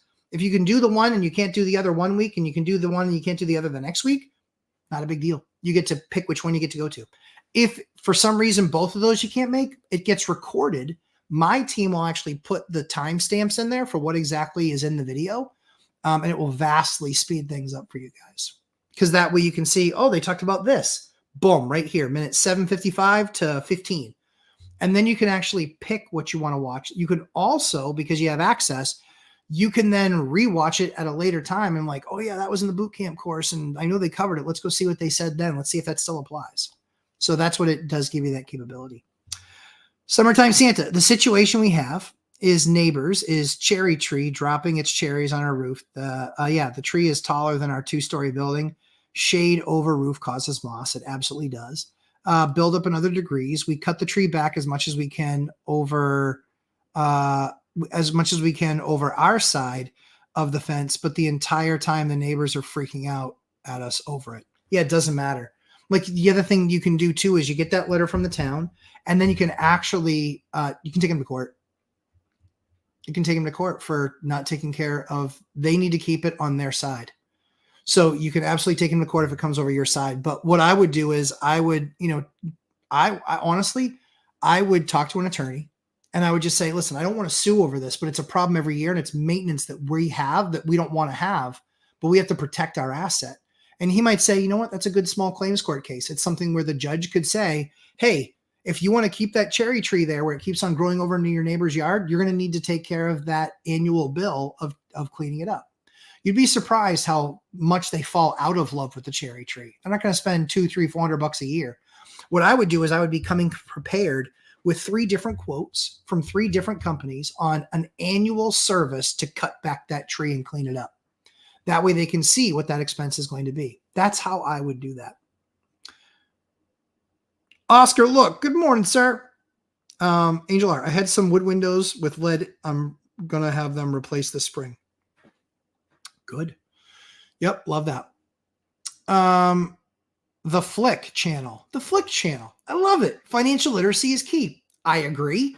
Lumberjack. I mimic the repair fund you talk about for my own properties. Makes repairs and upkeep so less stressful when it happens. Absolutely. You guys, I mean, when you're underwriting a deal, you need to be having 6, 7, 8, 9, 10%. That's one of the things I'm sharing in this go-arounds boot camp. I'm sharing the bank's spreadsheet. I'm going to share with you exactly how they underwrite a deal. I had to de-identify it so they didn't know that I took their sheet. But it's awesome. It shares all of the information in there. That's exactly how they underwrite it. They'll often put in time. They'll put in 5% vacancy and they'll put in 10% maintenance. That's what they'll put in. You need to be setting aside maintenance. We got to the point where we just do that out of cash flow. That's the point that you'll get to when you grow the business big enough. And when this property is seasoned enough where you have enough money in rents over a certain amount of time, that's the best position that you can be in. Just so you guys know, I'm going to go long today. The Flick channel. Oh, sorry. I missed Roberts. I try to think before I go over the top, but electrical and soundproofing are things I would believe matter to college rentals. They will be running ACs and gaming PCs in each room at the same time. So yes, generally. So I think that running a panel, sure. I think at the same time too, it's, again, you have to upgrade the panel anyway, but the key is, upgrading the panel might be a little over $1,000, $1,200-$1,400 around there. So that's not this massive cost. And you're actually curating the experience for the tenant. Huge. When it comes to the sound stuff, You don't know. Think, but you don't know. So what you have to see is you have to know. The other thing too is that tenants, students, they're not going to be there for 10 years. They're going to be there for 2. And they're not going to want to move. And if you're putting other students in there, they're not going to care. So you have to, I get being preemptive and trying to solve a problem, but you want to make sure it's a problem before you're trying to solve it. And there's better ways to soundproof it, right? There's 1,000 different better ways to soundproof than, pulling down ceilings and doing all that stuff. You could add just a layer of quiet rock to the ceiling. That could be an option too. That's where we want to kind of be, kind of going through that process, fixing things we know are problems, not fixing things that might be a problem. Who or where do you find commercial comps before purchasing or the initial investment to see if it's worth looking at? So commercial comps don't matter. No joke. Comps don't matter in the commercial world. Cash flow matters. That's what makes commercial deals. That's what makes them so different than residential deals. Commercial deals rarely look at a comp. They always look at cash flow. So they'll have a weighted appraisal, but the weighted appraisal is based on, sure, to a certain degree, what else is sold, but that's tough. There's a lot of markets. Like I've had DSCR lenders that have said, no, we're not going to do that deal. And when I asked why, they said, because there aren't any comps in the area. And so while we feel good about the rate, the current rentive rate, we don't feel like there's enough assets like that trade in that market to give us a true indication of what it's worth. But that was only one part of it. So often what banks are looking at is they care about the cash flow.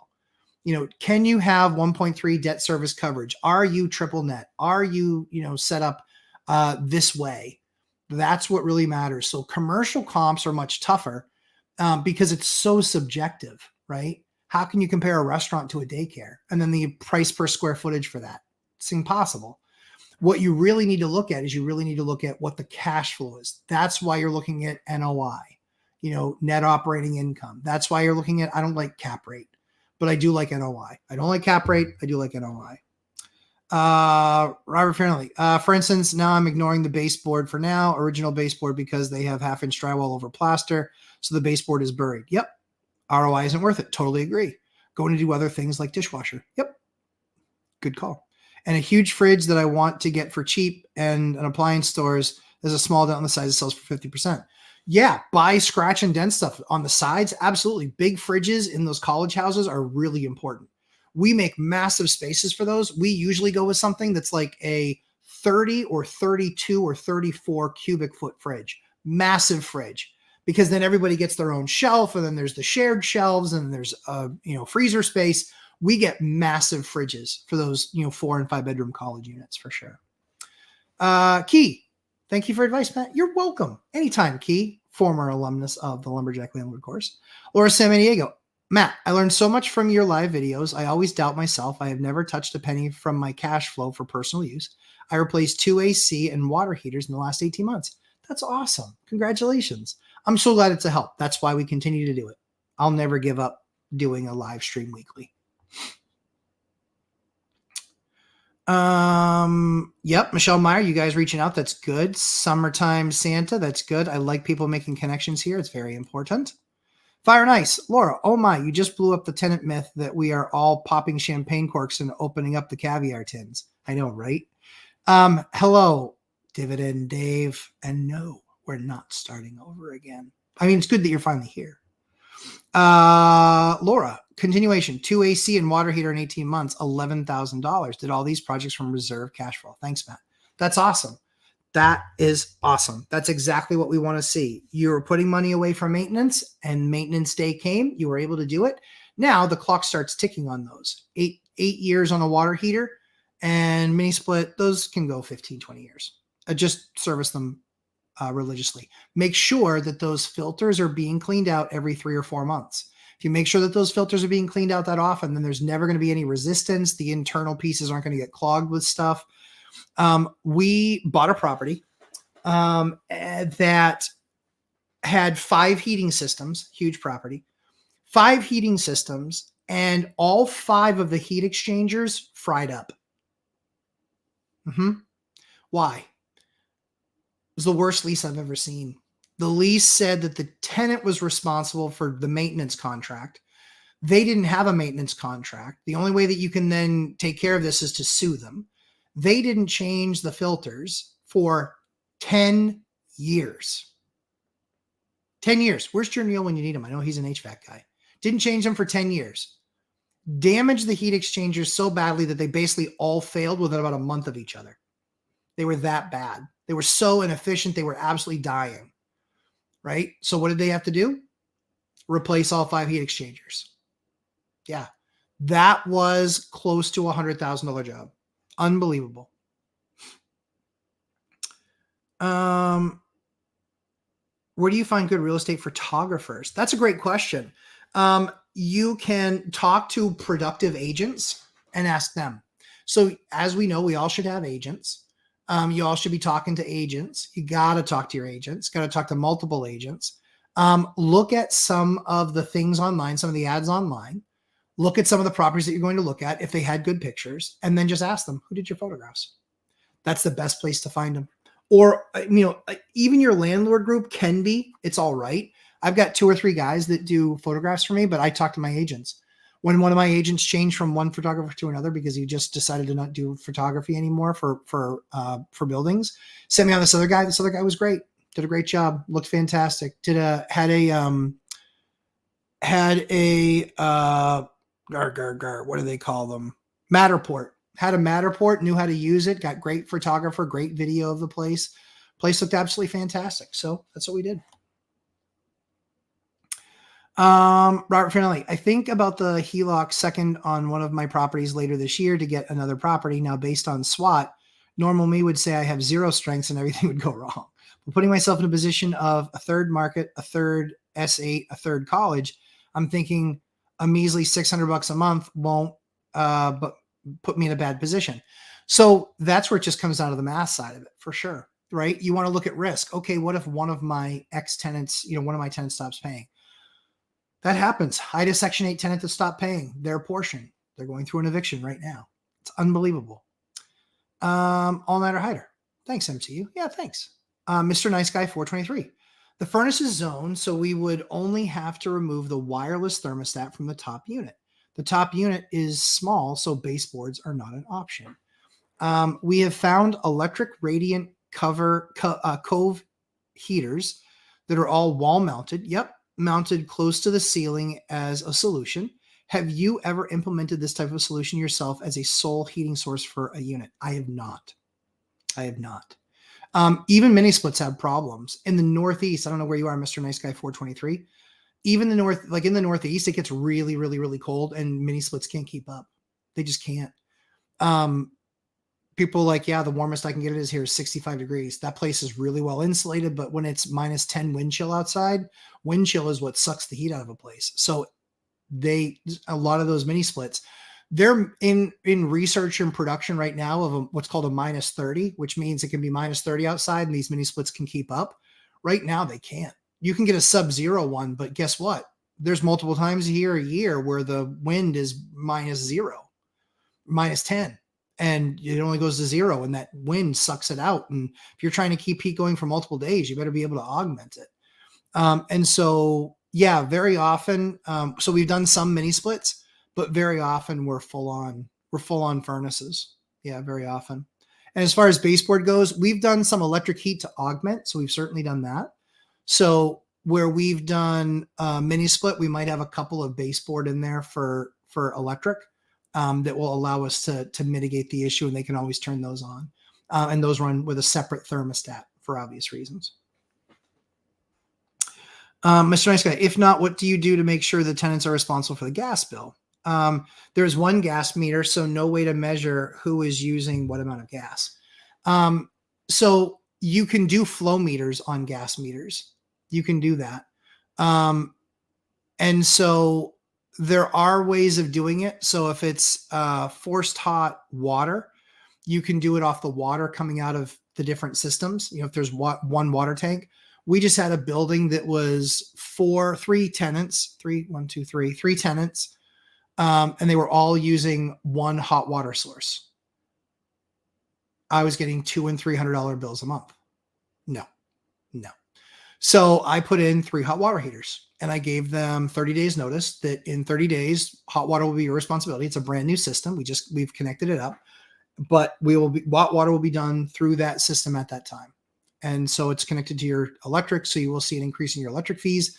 However, it's a new system. We've got it up and going, but we need to be able to change you over to that. And so I don't raise rent at the same time, right? But that got us off of $300, $200 to $300 a month consistently of having to pay that debt for them. Not worth it. Not worth it, especially when it's up to them how much they can do, right? Greetings from Minnesota. I too understand freezing cold winters, although this winter has been nice and warm. Welcome from Minnesota, eh?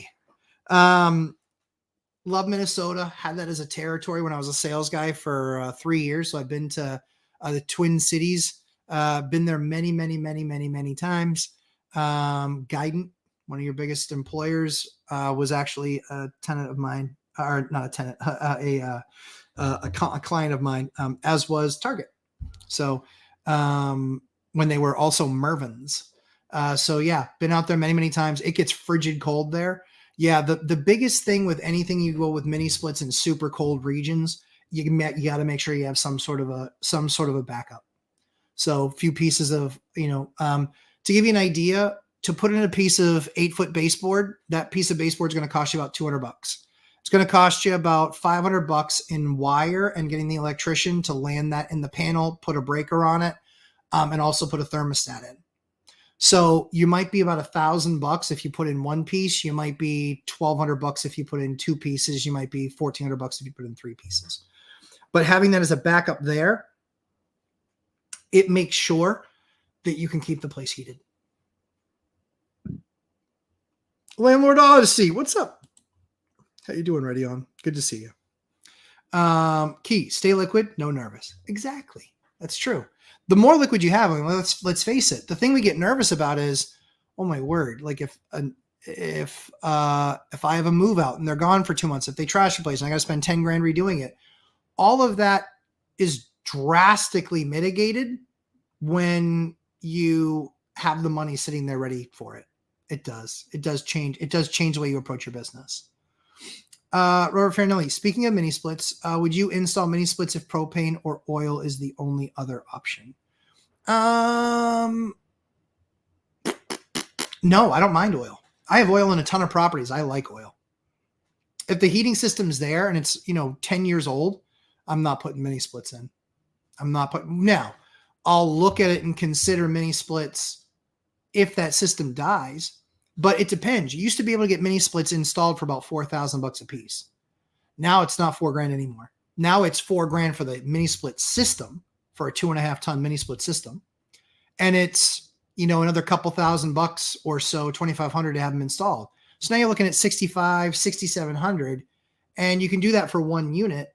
But an oil furnace, if I'm just replacing the furnace that was there or the boiler that was there, I can probably get that replaced for $7,000 or $8,000 as well. And all the piping is there. And frankly, in the Northeast, that's a better solution. You don't get heat, you don't get AC, but it's, for me, like I said, it's a better solution. Ned talks, oh my goodness, what is it with all of you wonderful lumberjack landlord alumnus coming? I can't wait to see all you guys in Vegas for sure. We're like 3 weeks away. Very exciting. Very exciting. Let's see. Fire and Ice. We just had 7 months delay on an 1870 property we bought in March 23. Yep, because town government wanted it to not return it to its side-by-side 2-fam usage to discourage private landlords. We won Wednesday. Congratulations. Congratulations. Good for you. Good for you holding them accountable. These guys love to make up arbitrary rules that, guess what? You were nominated and elected by us. You don't get to do that. Now, what you need to do is run for city council and take that person's spot for your ward. Yes, we just went through that. They just tried to assess us a new fake utility bill. We rallied 50 or 60 property owners to show up, and they had 2 people speak in their favor. And I said to every single person when we were with the other person who basically led the charge, every single person needs to go up there with facts and figures and talk for 5 minutes. We were there for 3 hours. At the end, we swayed the vote that was previously 6-3 in favor of this new utility bill to 3-6 or 6-3 in favor of not having this new utility bill. And I just earned a new enemy because the assistant chair was pissed. He's like, we wasted 2.5 years on this. I said, okay. He goes, this is ridiculous. I said, here's the best thing. The citizenry has spoken. You have been told that you are not to do it, period. And you wouldn't have wasted 2.5 years if you had consulted us in the very beginning anyway. They were talking about a new utility that applied, and they send me, I kid you not, no exaggeration, I get 120 to 130 utility bills a year. Do you know how many times it was announced in that utility bill that they were trying to get this new utility added? 0 times. I said, I have 120 cases. I have 120 counts against the city of not informing me of this project. You at the very least have to inform. And if you really wanted to inform people, you would have. You tried to do it under the darkness of night, and you tried to get this little program through so you could have another $5 million out of the citizenry here. We're fed up. We're fed up with how you spend. So yeah, we found out and we all went. And I literally said to the guy, I said, he goes, are you going to get up there? I go, yep. He goes, when are you going to get up there? I said, we put Mariano Rivera in the game at a certain point. That's when I go in. When I went in, absolutely crushed it. And they said, I'm concerned as an owner of 30 buildings in this city that this is the first time hearing about it. And I went through my 5-minute diatribe, and at the end, they then put it to a vote and they lost. And that's what's important, because the citizenry is what matters. All-nighter. I saw a 4x4 tile the other night. Imagine setting up 16 square feet per tile. That's a 4-man job. Exactly. Yeah, don't like the 4x4. What I actually use in all of my shower surrounds is 12x24. It means one man can do it and one man can be on the saw, and that's how it gets done. Ned Talks. What's up? Good to see you. Thanks for making time to answer my questions. Much appreciated. You're very welcome, T. Happy to have you here. Steven. Awesome. Thanks. Welcome. Laura Samaniego. I have a similar tree situation. The city said I could cut the branches all the way to the fence. Yep. This is over 100 years old. And the tree guys said doing that will make the tree fall faster. Absolutely. That's why you can absolutely try and work something out amicably. Then you go to code enforcement. They'll give you that guidance. And then you have it right from code enforcement. Yeah, code enforcement, I could do all this stuff right here. Yep. Absolutely. BuzzTune. Hey, thanks for the 199, BuzzTune. I appreciate that. Have a great day. You're very welcome. My pleasure. That's a huge cherry tree. Yeah, I've only seen 10-foot cherry trees on my captain's orchard in Alaska. Apple and cherry, yes, in Alaska. Awesome. Let's see. Did you ever end up doing a 3D model of every unit like you were thinking so you could manage contractors and investors more precisely? So that's where Matterport comes in. We had another system that we were using. Didn't love it. We're now going over to another system, and we're going to be able to try that. Quite frankly, it's a lot of work. And so we're going to do it. I just haven't gotten there yet. But great question, as always. Luke Devine, how are commercial deals weighted in losing value? Cash flow. That's the biggest thing. It's cash flow. It's cash flow. And the cost of debt. And the cost of debt turns into, right, it's the two are married together, which is the building does $10,000 a month. Rates are 3.75%. That means the building is worth, $3 million based on the cost of debt. So it's those are all wrong numbers, but that's the example, which is if it's worth $1 million at 3.75% debt, what's it worth at 7.5% debt? Well, it depends on what the income is on that asset. The income can go up and down, but the value of the asset is based on the cost of the asset and what return you're getting from the income. Matt, for clarification, they are both central AC units. Oh, yeah, I figured. Yep, I love it. I was talking about the water heaters. But yeah, central AC, I love it. Master Coach University, how often do you use mini splits, and how's the maintenance cost on those compared to normal HVAC? I don't use mini splits very often because the HVAC systems can keep up with the cold winters. The mini splits can't. So until they have a better solution, one that's colder, Every time I put in a mini split, you know what I have to do? I have to put in some baseboard heat every time. And that's even with well insulated buildings. I have to do it.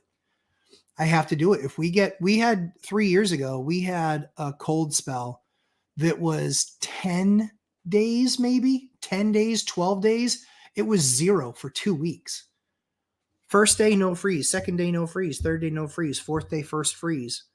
Fifth day, no freeze. Sixth day, no freeze. Seventh day, second freeze. Eighth day, third freeze. Ninth day, fourth freeze.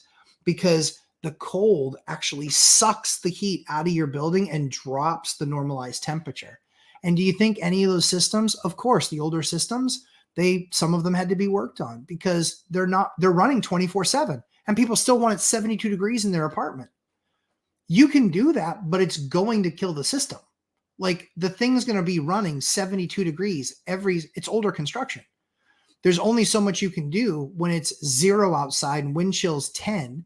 Usually the rule is 0 plus 68. So if it's 0 outside, it can be 68 degrees inside if you're properly insulated, usually. But it just depends on what you did in the building. So that's a great question, Master Coach. For me, in my areas, it's always, if I do a mini split, I'm doing heat baseboard, electric baseboard adding to supplement. Robert Fairley, okay, more context on the mini splits. Let's say, almost at the end. More. Oh, hold on 1 second.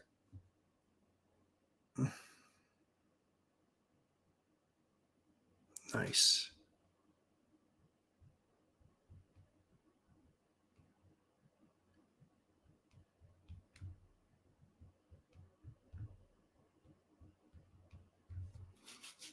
Interesting.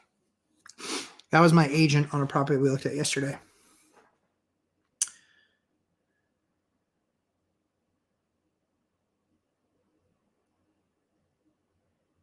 Crazy. Already went under, and this place was a dump. So we'll see what he does for inspections. Robert Fairley, okay, more context on the mini splits. So in, let's say, a 4-unit, where a single boiler that's 35 years old did all 4 units, or would you do an IBC with flow meters? If I had natural gas at the property, I would do an IBC with flow meters. If I had not the ability to do with flow meters, I would do just an IBC, and I would just make the rent more expensive and include heat. That's what I would do. And then I would put a heat limiting thermostat in, a 70-degree heat limiting thermostat. Totally legal. Yep. All-nighter. Yes, accountability is very powerful. I knew he was going to chime in on the councilman thing. Hider. I love it. But yeah, I mean, we held them accountable and they lost. And they were like, well, we spent $100,000 or something like that on this study. Good. You wasted our money. Enough is enough. No more. I mean, the arrogance of some of these people thinking that they know better. It's just unbelievable. It was the dumbest utility too. It was a total fraud. Total fraud, in my opinion. All-nighter hider. Legal notice is incredibly important. No sneaking up on people. Exactly. That's the standard. I said, I can appreciate that this might have happened once or twice, but to have gone on for over a year and 120 notices and not one person of the citizenry in this room receiving any notice that this was a charge that was impending, how do you think I found out about it? Like, well, we put it out on Facebook a couple times. I don't have time to monitor the Facebook group of the city. You know that I'm going to pay my bill. You know I have to open my bill to pay it. Put it where you know I'm going to see it. How many people here look at the city's Facebook page? Stop. That's absurd. Anyway, they lost. Good enough. Summertime Santa. This cherry tree. There's cherry trees in Washington State. There's cherry trees here too. Angel R. Matt, do you own any single family homes and do they perform equal to small multifamilies? I do own, and they're nowhere near it. Nowhere near it. The returns on them are garbage. Nowhere near it. Garbage, comparatively speaking. All of my multifamily homes are, if it's much newer to us, after we've done repairs, it's, top teens. We have multifamily stuff that we've owned for, years, but even refied that still is a 30 or 40% return on capital makes, we've already been paid back all the money that we put in. But if you just look at, the bill being $2,600 and the rent's being $4,500, but yeah, all of those are, largely what my buddy Ben Mala says are infinite return. We've pulled money out. We no longer have money in there. And so any return that we're getting is infinite. It's just now margin. How much margin are we creating? Let's see. Robert Farinelli, next thing to rally against trying to ruin rehab evictions in NH. Robert, there's a bigger one than that.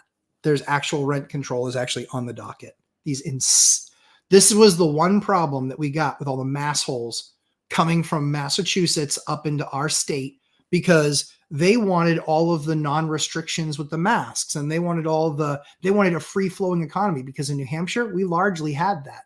So we got a lot of mass holes. We got a lot of New Yorkers. We got a lot of Connecticut people. They came up, and now they're ruining our state from a legislative perspective, and they're trying to institute all the failed policies that they had in New York and Connecticut, because they've gotten people, interest groups have gotten people elected to our state legislature.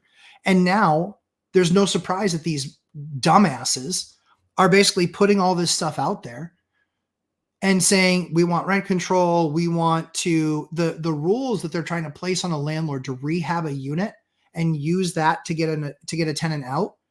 It should be very simple. I want the tenant out. It's my property. I gave them applicable notice. Get out. That's how it should work. It's because it's my property. It's my capital. It's my money. It was my credit. It was my work that got that asset. And so if I want that asset back, if they're under lease, I'm out of luck until the lease is over. If they don't have a lease, then I can give them 30 days. By law, I only need to give them 30 days. I like to give 60 or 90. But when we're going through our portfolio, we look at it and we're like, listen, we keep on having these problems, but we can't do these things when the tenant's in the unit. We need to be able to replace the kitchen because there's a problem with that kitchen. It leaks, it gets clogged. Like all of that piping needs to be ripped out. And we can't do that with the tenant in the unit. The heat system failed 3 times last year, took emergency measures to get it back online. We want to rip out the heat system.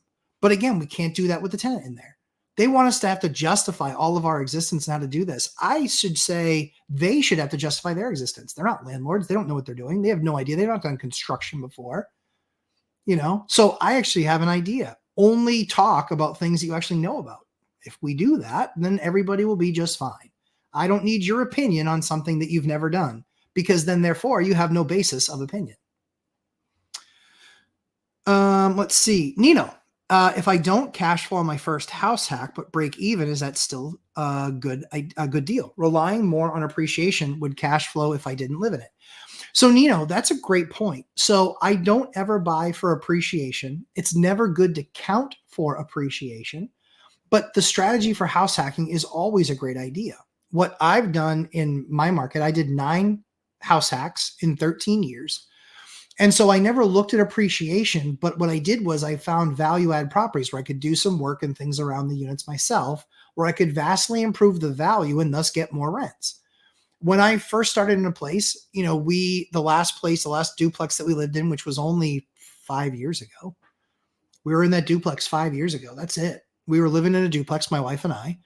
And we had done floors and we'd done some paint and we did some windows and we did a kitchen and we did those things. We upgraded the heating system. We put a washer and dryer in the building that there weren't anything in there.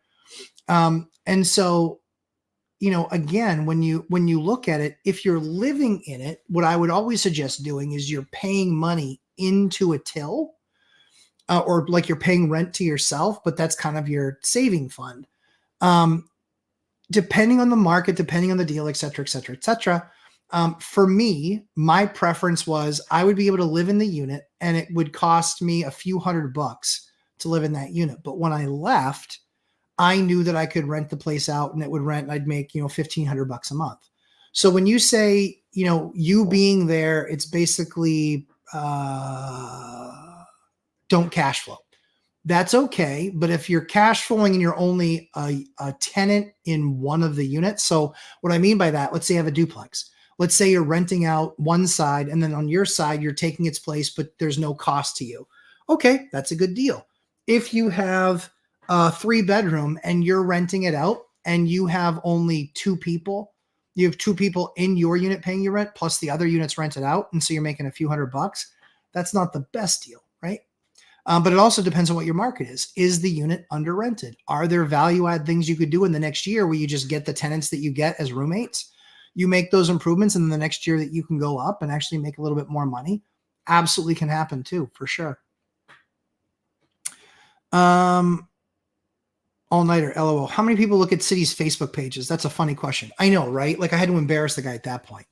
Like what percentage of the citizenry do you think looks at your Facebook page? Like honestly. Ridiculous.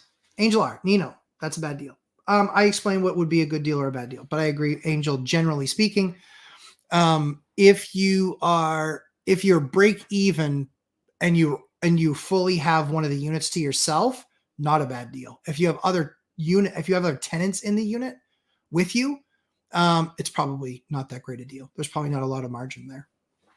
Fire and Ice, good cause, is back in committee in New York State Assembly Senate right now. Yep. Any New York State landlords need to stop these community organizers that are lifetime renters. Absolutely. Senate Bill 2023 S305, Assembly Bill AA 4454. If you live in New York, you should have it as your own civic duty to make sure that you're aware of these things. I belong to a state group that lets us know of the legislation coming forward. They have some good ideas and they have some horrible ideas. And the horrible ideas that they have are rent control is going to hurt tenants. It's going to hurt tenants. It's not going to hurt landlords and I wrote them a letter as such. I said, if you give us a 5 or a 6% rent control, I am going to raise my units every single year, 5 or 6%. That's what I'm going to do. That's what I'm going to do. And so every year they're going to pay 5 or 6% more, as opposed to a number of tenants where I haven't raised their rents at all. I have a number of tenants. Our vets, I don't raise their rents. Our retirees, I don't raise their rents. Don't. Now I'll be forced to. Because if there was something that occurred where it's like, okay, the water bill's gotten too much money and now I'm losing money and I have to raise it, well, then I'm going to raise it. I have to. Angel R, the influx of New Yorkers into my PA market has driven up property prices. Yep, they're willing to accept lower returns, 3% yield, compared to the higher yields, 10 to 14% you're used to. Craziness. It's exactly what happened here. They bought up a bunch of our single-family homes. And they were happy with the garbage returns they were getting. Okay, bye. And that's who took away single-family homes from other people trying to buy in this market. It wasn't the locals. It was the out-of-staters. Same thing happened in California. Why did Graham Stephan move from California to Las Vegas? Because he was paying over $1 million a year in taxes. He bought a multi-million-dollar home in Las Vegas, and because they don't have income tax, guess what?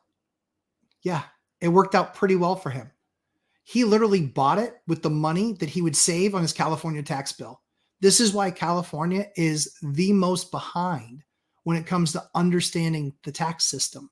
They're going to create a state where there's going to be a lot of reliance on the state. That's why the people with big dollars, that's why they're going other places. Same thing with New York.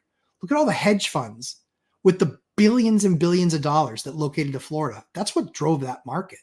It's all the people moving out of New York. It's all the people moving out of California. It's all the people moving out of Chicago. Citadel did it. Citadel is one of the largest hedge funds in the world. They move their stuff down there. The owner of Citadel, I think, has the 2 most expensive houses in the world. I think he's building the most expensive one in the world right now. BuzzTune, I don't feel like waiting for an appraisal. If it comes in low, lender said I would have to come in with difference. Yep. But it's just me thinking too much. Just have to wait and see for the appraisal. That's exactly right. And with the appraisal, BuzzTune, like I said, talk about it in my course, we tilt the scales in our favor. We do all the homework. We should know more what that asset is worth. The biggest difference now is that they're not counting your rent and giving you only 75% of the value of your rent. Now they're counting your rent. They're giving 95% of the value of your rent. Make sure that you're in that type of a lending program. That's the biggest difference, because you could have $3,000 a month of rent, and if they're only counting 75%, now it's only $2,250. That drops your income and what you're able to buy and what leverage you're able to apply. If you get 3% off of 3,000, that's $150. Now you have $2,850. You have an extra, $500-$600 that we're talking about that adds to the equation.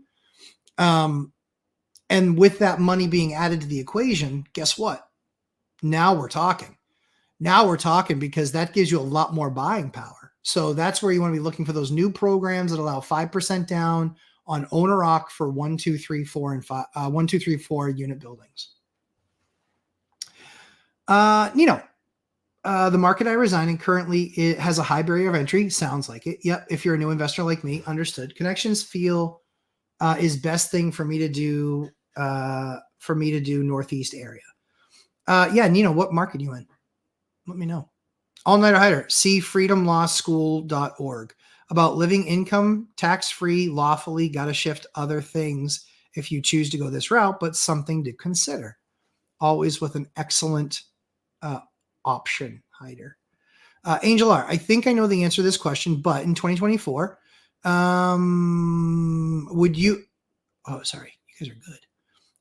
In 2024, would you tap into some of your reserves to get your fourth property for a great deal, or is now the time to, or is now not the time to F around? For a great deal, yeah, I've done it. Depends on you. It depends on your feelings. Depends on your sleep well at night strategy. But for a great deal, yeah, I just did a deal. I want a massive bucket of reserves. I dipped into that bucket of reserves to buy an absolutely what I thought was amazing deal. I paid $900,000 for it. It's worth $1.2 million. $300,000 in extra equity. I thought it was an awesome deal. I still had to come to the table with a couple $100,000. Was I in the position to do that? I could. I did. Did I love it because it took me below what I like to have in reserves? Yeah, all of those things are true. But I did that great deal, taking myself below a reserve I feel happy about. And that's what I ended up doing. Yeah, so I did. I bought a great deal. Ben Fopel, enjoy your Sunday, Matt. Thanks for everything you do. Oh, my pleasure, Ben. You and your wife have a great day. Enjoy going and looking at those other projects. Nino, Southern New Hampshire. I'm in a few Facebook groups I see you posting. Oh, very cool. I'm glad. Well, welcome. Thanks for hanging out. Job searching currently for a higher paying job. Biggest thing stopping me at the moment. Totally get that. Yeah, totally get that. The other thing too is, Nino, I mean, I did it for a long time. Frank Contreras, thank you, Matt. You're welcome. I did it for a long time. I commuted into Mass, paid their tax, had the longer trip, did all of that stuff. But I did it because I wanted to build my roots here. So I completely understand that. Robert Fairley, yeah, Matt has had some interesting posts in some of those groups. Poor homeowner who wanted their floors refinished. Let's tell the rest of the story. Here's how it went. Somebody asked about getting their floors redone. And you see all these guys, all these guilos, writing up and saying $6 a foot, $7 a foot. And I wrote back and I was like, that number's a joke. That number's an absolute joke. $6 a foot for refinishing? No way. And they're like, yeah, that's the going rate. I was like, no, it's not. It's not the going rate at all. And I literally said to them, I said, go and look in the city where these guys do tens of thousands of square feet every single year. And I literally took a picture of a contract and I posted it because I got it done for $2 a foot. So the guy is just flat out lying and telling everybody $6 is the going rate because that's what he wants to charge. He is a liar. That's what he charges is $6. That's his going rate. That is not the market going rate. And these guys did a phenomenal job. The customer was super happy because it was a friend of mine. I did it for him because he'd gotten a quote for $5,000. $5,000 is what they quoted him. $5,000. I got the project done for $1,800 and I got it done in 2 days. So don't give me this $6 is the going rate. $6 is your going rate. $6 is what you want to work for. And you believe that your time is worth $6 a foot. I'm not arguing. You can believe that as you will, but that is not the market rate. I just got it done for $2 a foot and it looks beautiful. It's actually less than $2 a foot. But yes, I did.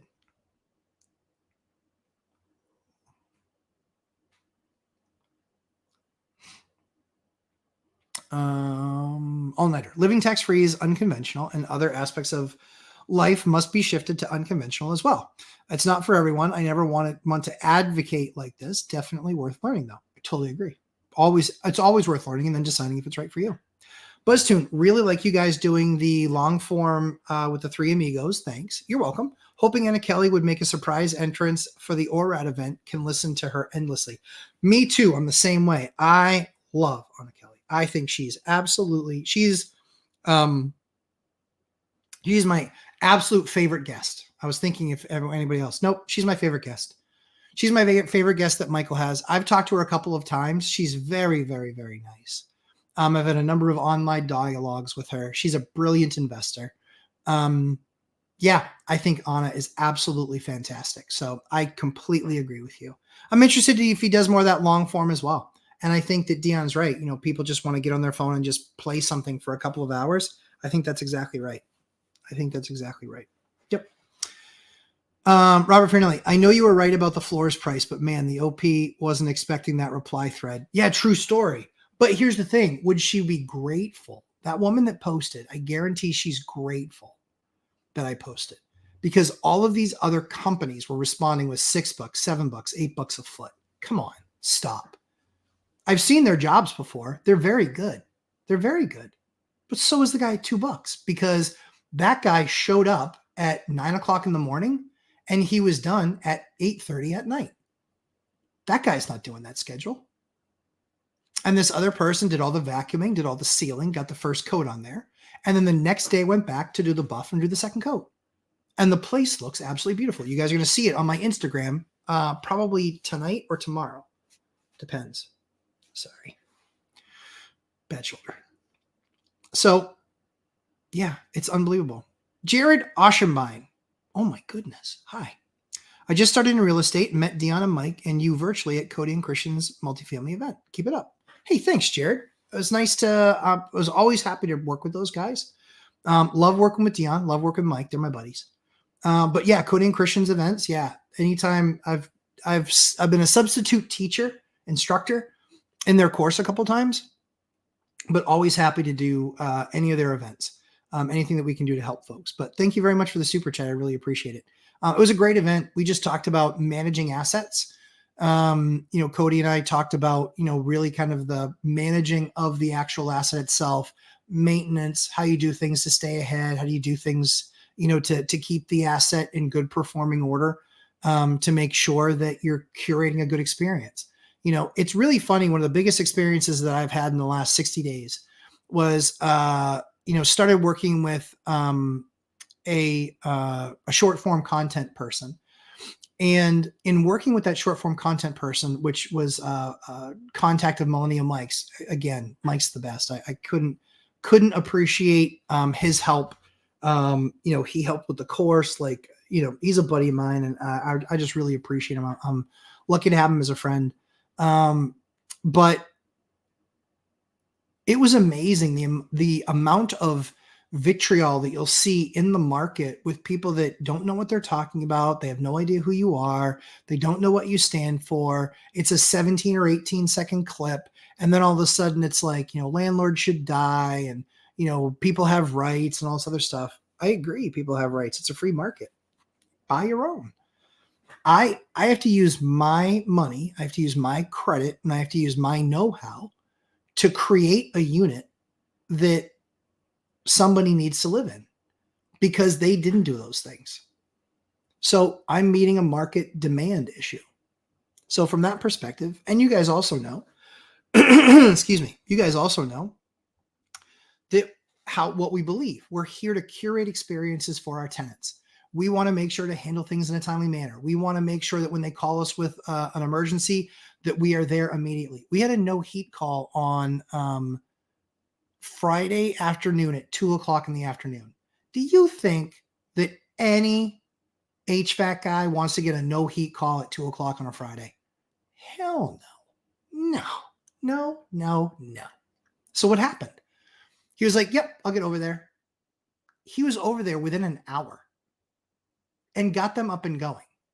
And do you want to know what the issue was? They had set the thermostat to 58 degrees at a program level and not just at an ad hoc level. So they bumped it up to 65, but the way that that works is the heat system goes to 65 degrees. And then it reverts, once it hits 65 and it's brought to temp, then it reverts back to the programmed amount, which was 58 degrees. It was 58 degrees. Admittedly, that's cold, but I didn't program the thermostat. You did. You mispressed numbers. That's not me. That's a you problem, not a me problem. So I would suggest that for all of the people that have such disdain for landlords, as tenants, we clearly serve a purpose for those tenants. It's our credit. It's our know-how. It's our connections. It's our resources that they're using, and then they pay for the right to utilize that. If you hate landlords, you should hate grocery stores. You should hate gas stations. Because what is a landlord? A landlord largely is going to be that substitute for the person who can't do those things for themselves. They're doing those things for that person, and those people are paying them for that service. Just like you can't roll up to a big shiny Exxon and just pump directly from the Exxon tank. Just like you go buy groceries from the grocery store, just like you go buy restaurants. They don't let you walk back there and cook it yourself and get a discount. You're going there for an experience, for a service. It's the same thing with housing. And before they say, well, it's a human right. I mean, you want to believe the WHO, you're going to have to believe all the other things WHO says, which is going to be a pretty hard line to follow. But again, the idea is it's a market, and we make a market. I don't control, so many people were saying I control the costs in my market. I have no such control. I charge based on what I'm bringing to market, what other people are charging, and the value that I've instilled in this asset. People can choose to rent it or not. They don't have to rent from me. They can rent from me. They get to rent from me. So when I put an asset out there, when I put a 4-bedroom apartment out there, the college students look at that and they say, this is awesome. It saves me a fortune over having to live on campus. Right? Or I don't want to live at home with my parents anymore. Both completely understandable arguments.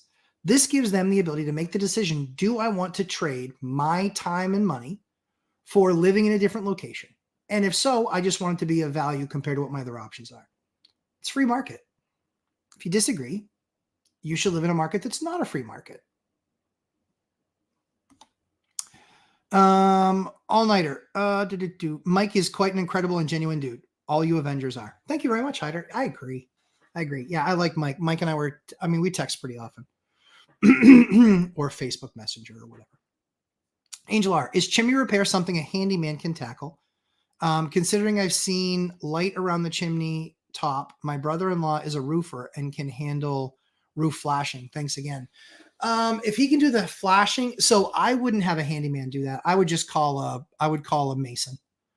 I would call a mason because masons are used to being there up on the roof. They probably have the gear.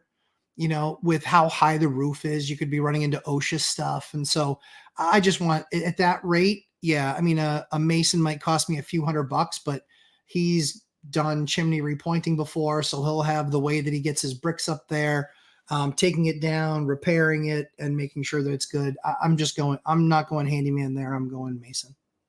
Jared, I get hate because I'm running rent by room model. I love that. I feel like I'm providing a service for people that need a place to stay instead of living in their car or couch. Totally agree with you. I think that we provide solutions to the market. If the market doesn't need them, they wouldn't be full. I have waiting lists. I got 7 requests last week for housing. What do you have? Tapped. I don't have anything. I have 2 things that are coming. And they're in the middle of remodel. So I get it. Yep. Learn about price discovery complainers. Again, I can appreciate that they have their opinion, but their opinion is not based on experience. Their opinion is based on feelings. If I'm going to form an opinion, it's not based on a feeling. It's based on what my experience is in the past. If I don't have that experience, I ask other people that went through it, and then I put it through my lens, and then I form my opinion. But if I've not been through something before, I certainly can't tell somebody else how to run their business. What I love is that you might have somebody that watched a 20-second clip and says that I'm going to go bankrupt. Like, I pay CPAs thousands and thousands of dollars a year and EAs to look at, review, evaluate my business, pay the appropriate taxes that are due, and then review it to say, this is what we need to do for tax planning purposes. So I have a feeling that the thousands and thousands of dollars that I pay them, they're probably far more informed than somebody who watched a 20-second clip of me on YouTube. So forgive me if I don't just decide to sell everything or just give it all away. I'm going to actually listen to the experts that I pay to get their feedback. And the good news is that even with the massive amount of money that we spent last year, they still feel pretty good about the ability of my organization and my company and my assets to continue to improve and increase and be better assets as the years pass and go on. Jared, I am going to be at Mike Zuber's event in Vegas. I heard Dion say there is a Friday night meetup. Is that an invite thing, or do you know anything about the Friday night meetup? So yes and no. Yes, I know a little bit about it. Yes, there is one. And I believe it's going to be at Denny's. I believe. Mikey loves those Grand Slam breakfasts. I can't say I disagree. He's right. We don't have a close by Denny's, but we had something that was kind of like it, and we would go for their version of that. Mark Ham. Hello, Matt and everyone. Hi, Mark Ham. Perfect timing just for us to wrap up. Robert Falinelli. Oh, Booger Fart Boy, for the great info you give for the $5. Thanks, man. I appreciate that. That's nice of you. Jared, I'm going, nope, sorry, I already read that. Sorry, I'm so silly. Robert Fairnight, tenants also make dumb decisions. One tenant I'm evicting has nice cars and goes out to the bar every weekend. And here I am buying bulk discount meat to save money. Haven't eaten out in 2 months. Exactly right. And yet they complain about that landlords are evil. True story. Yeah. All nighter header. Jared, the Denny's midnight meetup will be announced for all. Yes. I'm very interested to see how Denny's feels about this. It's going to be really interesting because there's a lot of us going to be rolling into that Denny's. You might think they're under attack. But yeah, Robert, to that point. So here's what's really interesting. So in 2023, do you guys know? In 2023, do you guys know what the average car payment was? The average car payment. I'll give you guys a few minutes to roll in with a bunch of guesses. I know Booger Fart Boy made an appearance. So good. You know it's a party when Booger Fart Boy shows up. Still, love that. Denny's takeover going to be on the local news. It so is. Film at 11. Hundreds of real estate investors converge on a Denny's. Standing row only. Nino, good guess. 550. Anybody else? Over 1,000. Sort of. I'll get there. Anybody else? But yeah, not really 1,000. 700. Angel R. So as you guys continue to enter in additional guesses, the average car payment right now, 2023, $762. $762 is the average car payment. Now, the crazy thing is this is something that never anybody used to really keep track of. 750 is the current, park count. It's right around 750.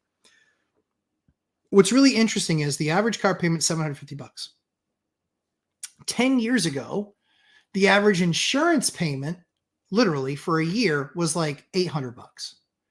The average insurance payment in 2023, the average was $2,500. Think about that. Quadrupled, almost tripled. We'll call it tripled. Tripled in 10 years. Tripled because those lawyers there, they just want to quickly write a check. Oh, 10,000 bucks. Yeah, that's fine. We'll agree to 10 grand. Yeah, that's fine. Oh yeah, 10 grand's fine. They fight the big ones. But think about that. So now it used to be $800 a year. So it was like, $70 a month. Who cares, right? Well, now it's over $200 a month, thus making the all-in car payment $950 for the payment and the insurance. $950. $950. 950. Think about that. 950, 750 in the 200, 950. That's the average. 950 is the average. You know? And yeah, higher, fewer and fewer people keeping auto insurance. Yeah, that's exactly true. That's what they're doing. And then what happens? Then you have to have uninsured motorists, right? And then your company gets billed for that. Their company can't. So then they still have to take care of your car. And then they have to sue that individual. Like that's why they have to make that. They're going to, I think, make that a crime in a matter of time. So you have almost $1,000 a month for the average car payment, to Robert's point, right? Let's go to his point. His point is, but they're paying these crazy amounts in car payments. Yeah, no kidding. And insurance too. $1,000 a month is the average. It's the average. It's the average.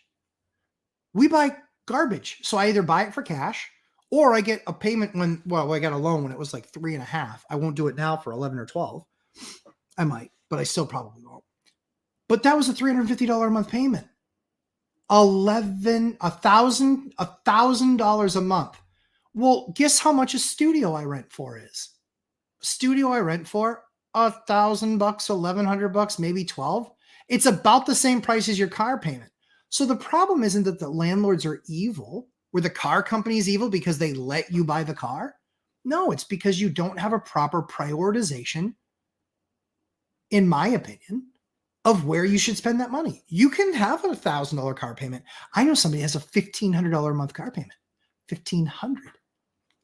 That's fine, but he doesn't complain about the cost of anything. $1,500 a month. When I get a really nice car, it's probably going to have that big of a payment. Probably is going to, and I'm going to do a payment because I don't need to pay cash and take up capital. So this is the statistic, right?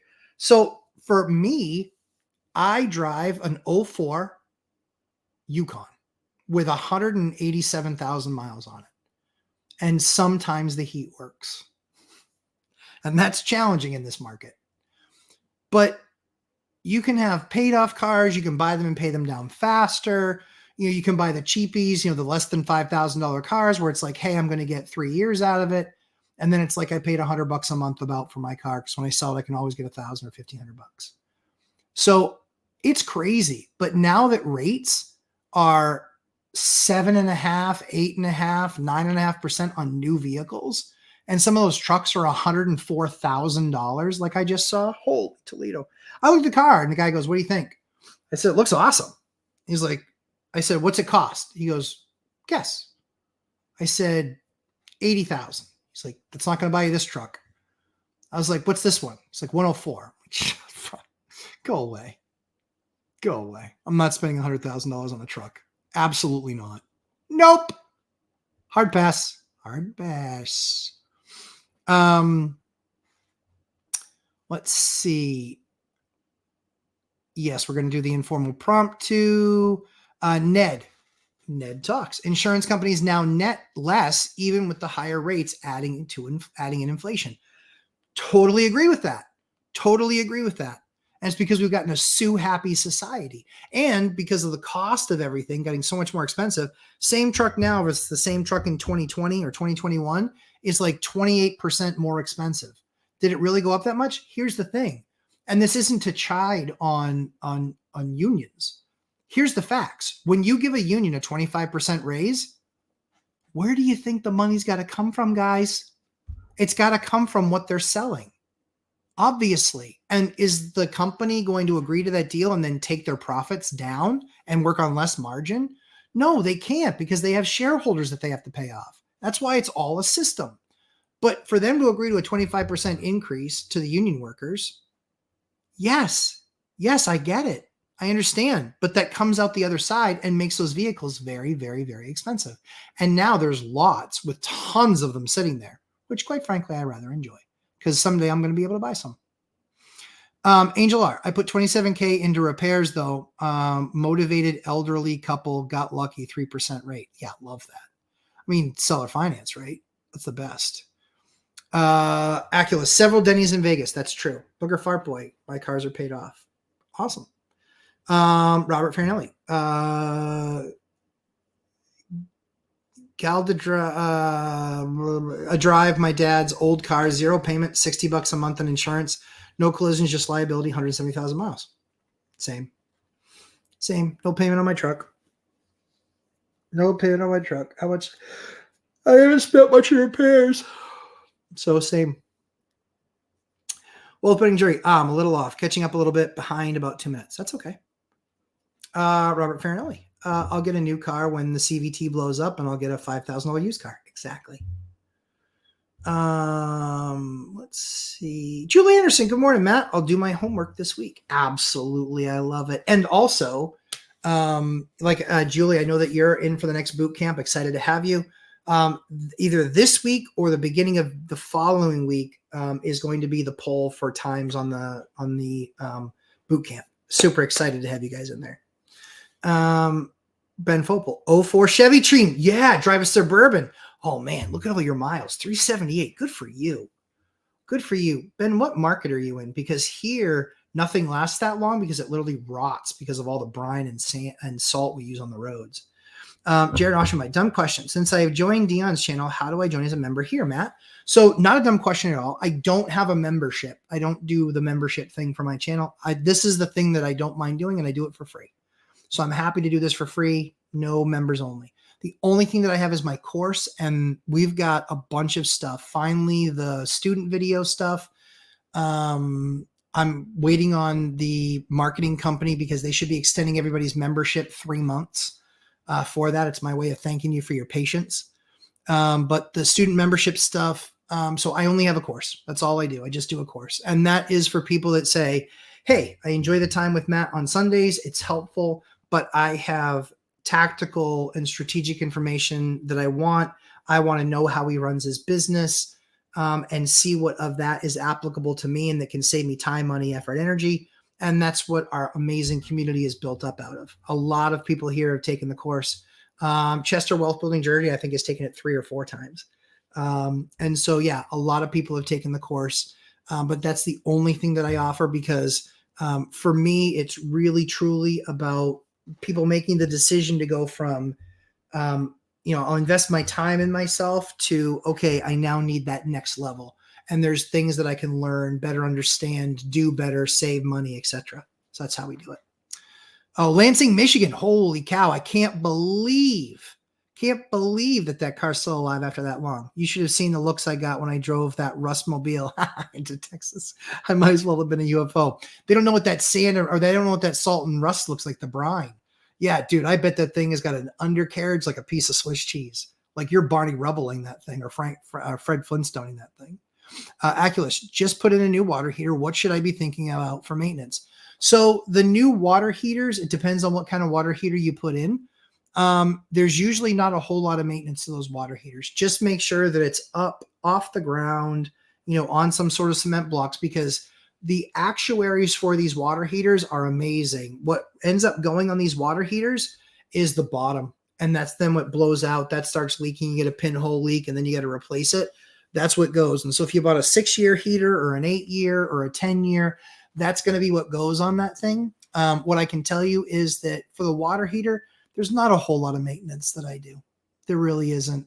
You can drain it and then fill it back, but those are kind of your options. Angel R, how often do you recommend us in colder climates have HVACs and boilers serviced? Great question, Angel. All right, so here's the gold. HVAC, you should be changing those. You should be changing those filters at least every 6 months. Filters, 6 months, you'll get forever out of that heating system, or if it does AC as well. So HVAC systems, 6 months. If it is gas or natural gas or propane, a cleaning every 12 to 18 months. If it does go 24 months, it's not the end of the world. But if it's an older system, I want to keep it cleaner. And so 12 to 18 months. If you are doing an oil system, you must, absolutely must. You must get that thing done and cleaned. Burner service, you must get that thing cleaned out and done once a year. That's going to be how you get the system to last 50 years. I have oil boilers that are 40 and 50 years old, and they run like champs every single year, every single year. And so we still oil service every year by an oil burner tech. Yep, absolutely. We have a great new tech that we found. Jeff, he's absolutely fantastic. Love working with the guy. And he's an oil tech guy. And so we have all of our properties after the end of this season. So once we get into kind of May, we're going to basically go through it with him, and he's going to clean every single one. And so we had done spotty kind of here and there, 12-month, 15-month service. I want to get on a schedule. And so every May we'll give him kind of a week's worth of work where we can go through and he can clean out every single one of these things. So yeah. Wealth building journey, 3 go rounds so far. Congratulations on going through the course 3 times. Highly recommend it. I really appreciate that. Thank you, Chester. Fire and Ice, Angel R. Oil definitely needs every year servicing. Yep. Changing out nozzle, etc. Totally agree. Yep. Yeah. You really need to oil systems. You really need to be at least once a year. Natural gas, you can get away with, 12, 18 months, sometimes even 24. But any HVAC system, changing out those filters every 6 months, critical, critical, critical. Change them out every 6 months. Let that system really breathe. Yeah. Other than that, that's kind of the path that we have. It's kind of the path that we have is just that level. And then we do our IBCs. We do those every 12 to 18 months. Our IBC combi boilers, get those cleaned out. Again, we just had a failure of some part over there. So now we're 7 years in. We've got 30 of them deployed. And we've had a total of $1,000 worth of parts replaced in 7 years. Like, go ahead and find me a better brand. I can't see it. I can't see it. I just can't see it. The performance, we never get calls that there's an issue with that system unless a part's actually broken, which is just phenomenal news. It really is. It's great. So, hey, it is almost been 3 hours. 2 hours and 46 minutes to be exact. It's super fun hanging out with you guys. I've had an absolute blast. I'm thirsty and I'm starving. I know I need to go eat again. But I hope you guys have an absolutely fantastic week. Make sure you put together some sort of a SWOT analysis. There's plenty of keys on board of, and online that you can look at to see how to do a SWOT, but really just take a look at your business, spend an hour and a half long putting together that. And then do what you can to mitigate your threats. That's the best thing that I can, coach you guys how to do. So I appreciate all you guys. Hope you have an absolutely fantastic week. And as I always say, we try and create great content for you. You guys are the community, and I'm thrilled to be a part of it. So I hope you guys have an absolutely fantastic week. And watch for alerts this week, early next on if you are signed up for the next boot camp. Watch for those alerts so you can get into so you can make your vote on your top 2 time choices. Hope you guys have a fantastic day, and we will see you in the next one.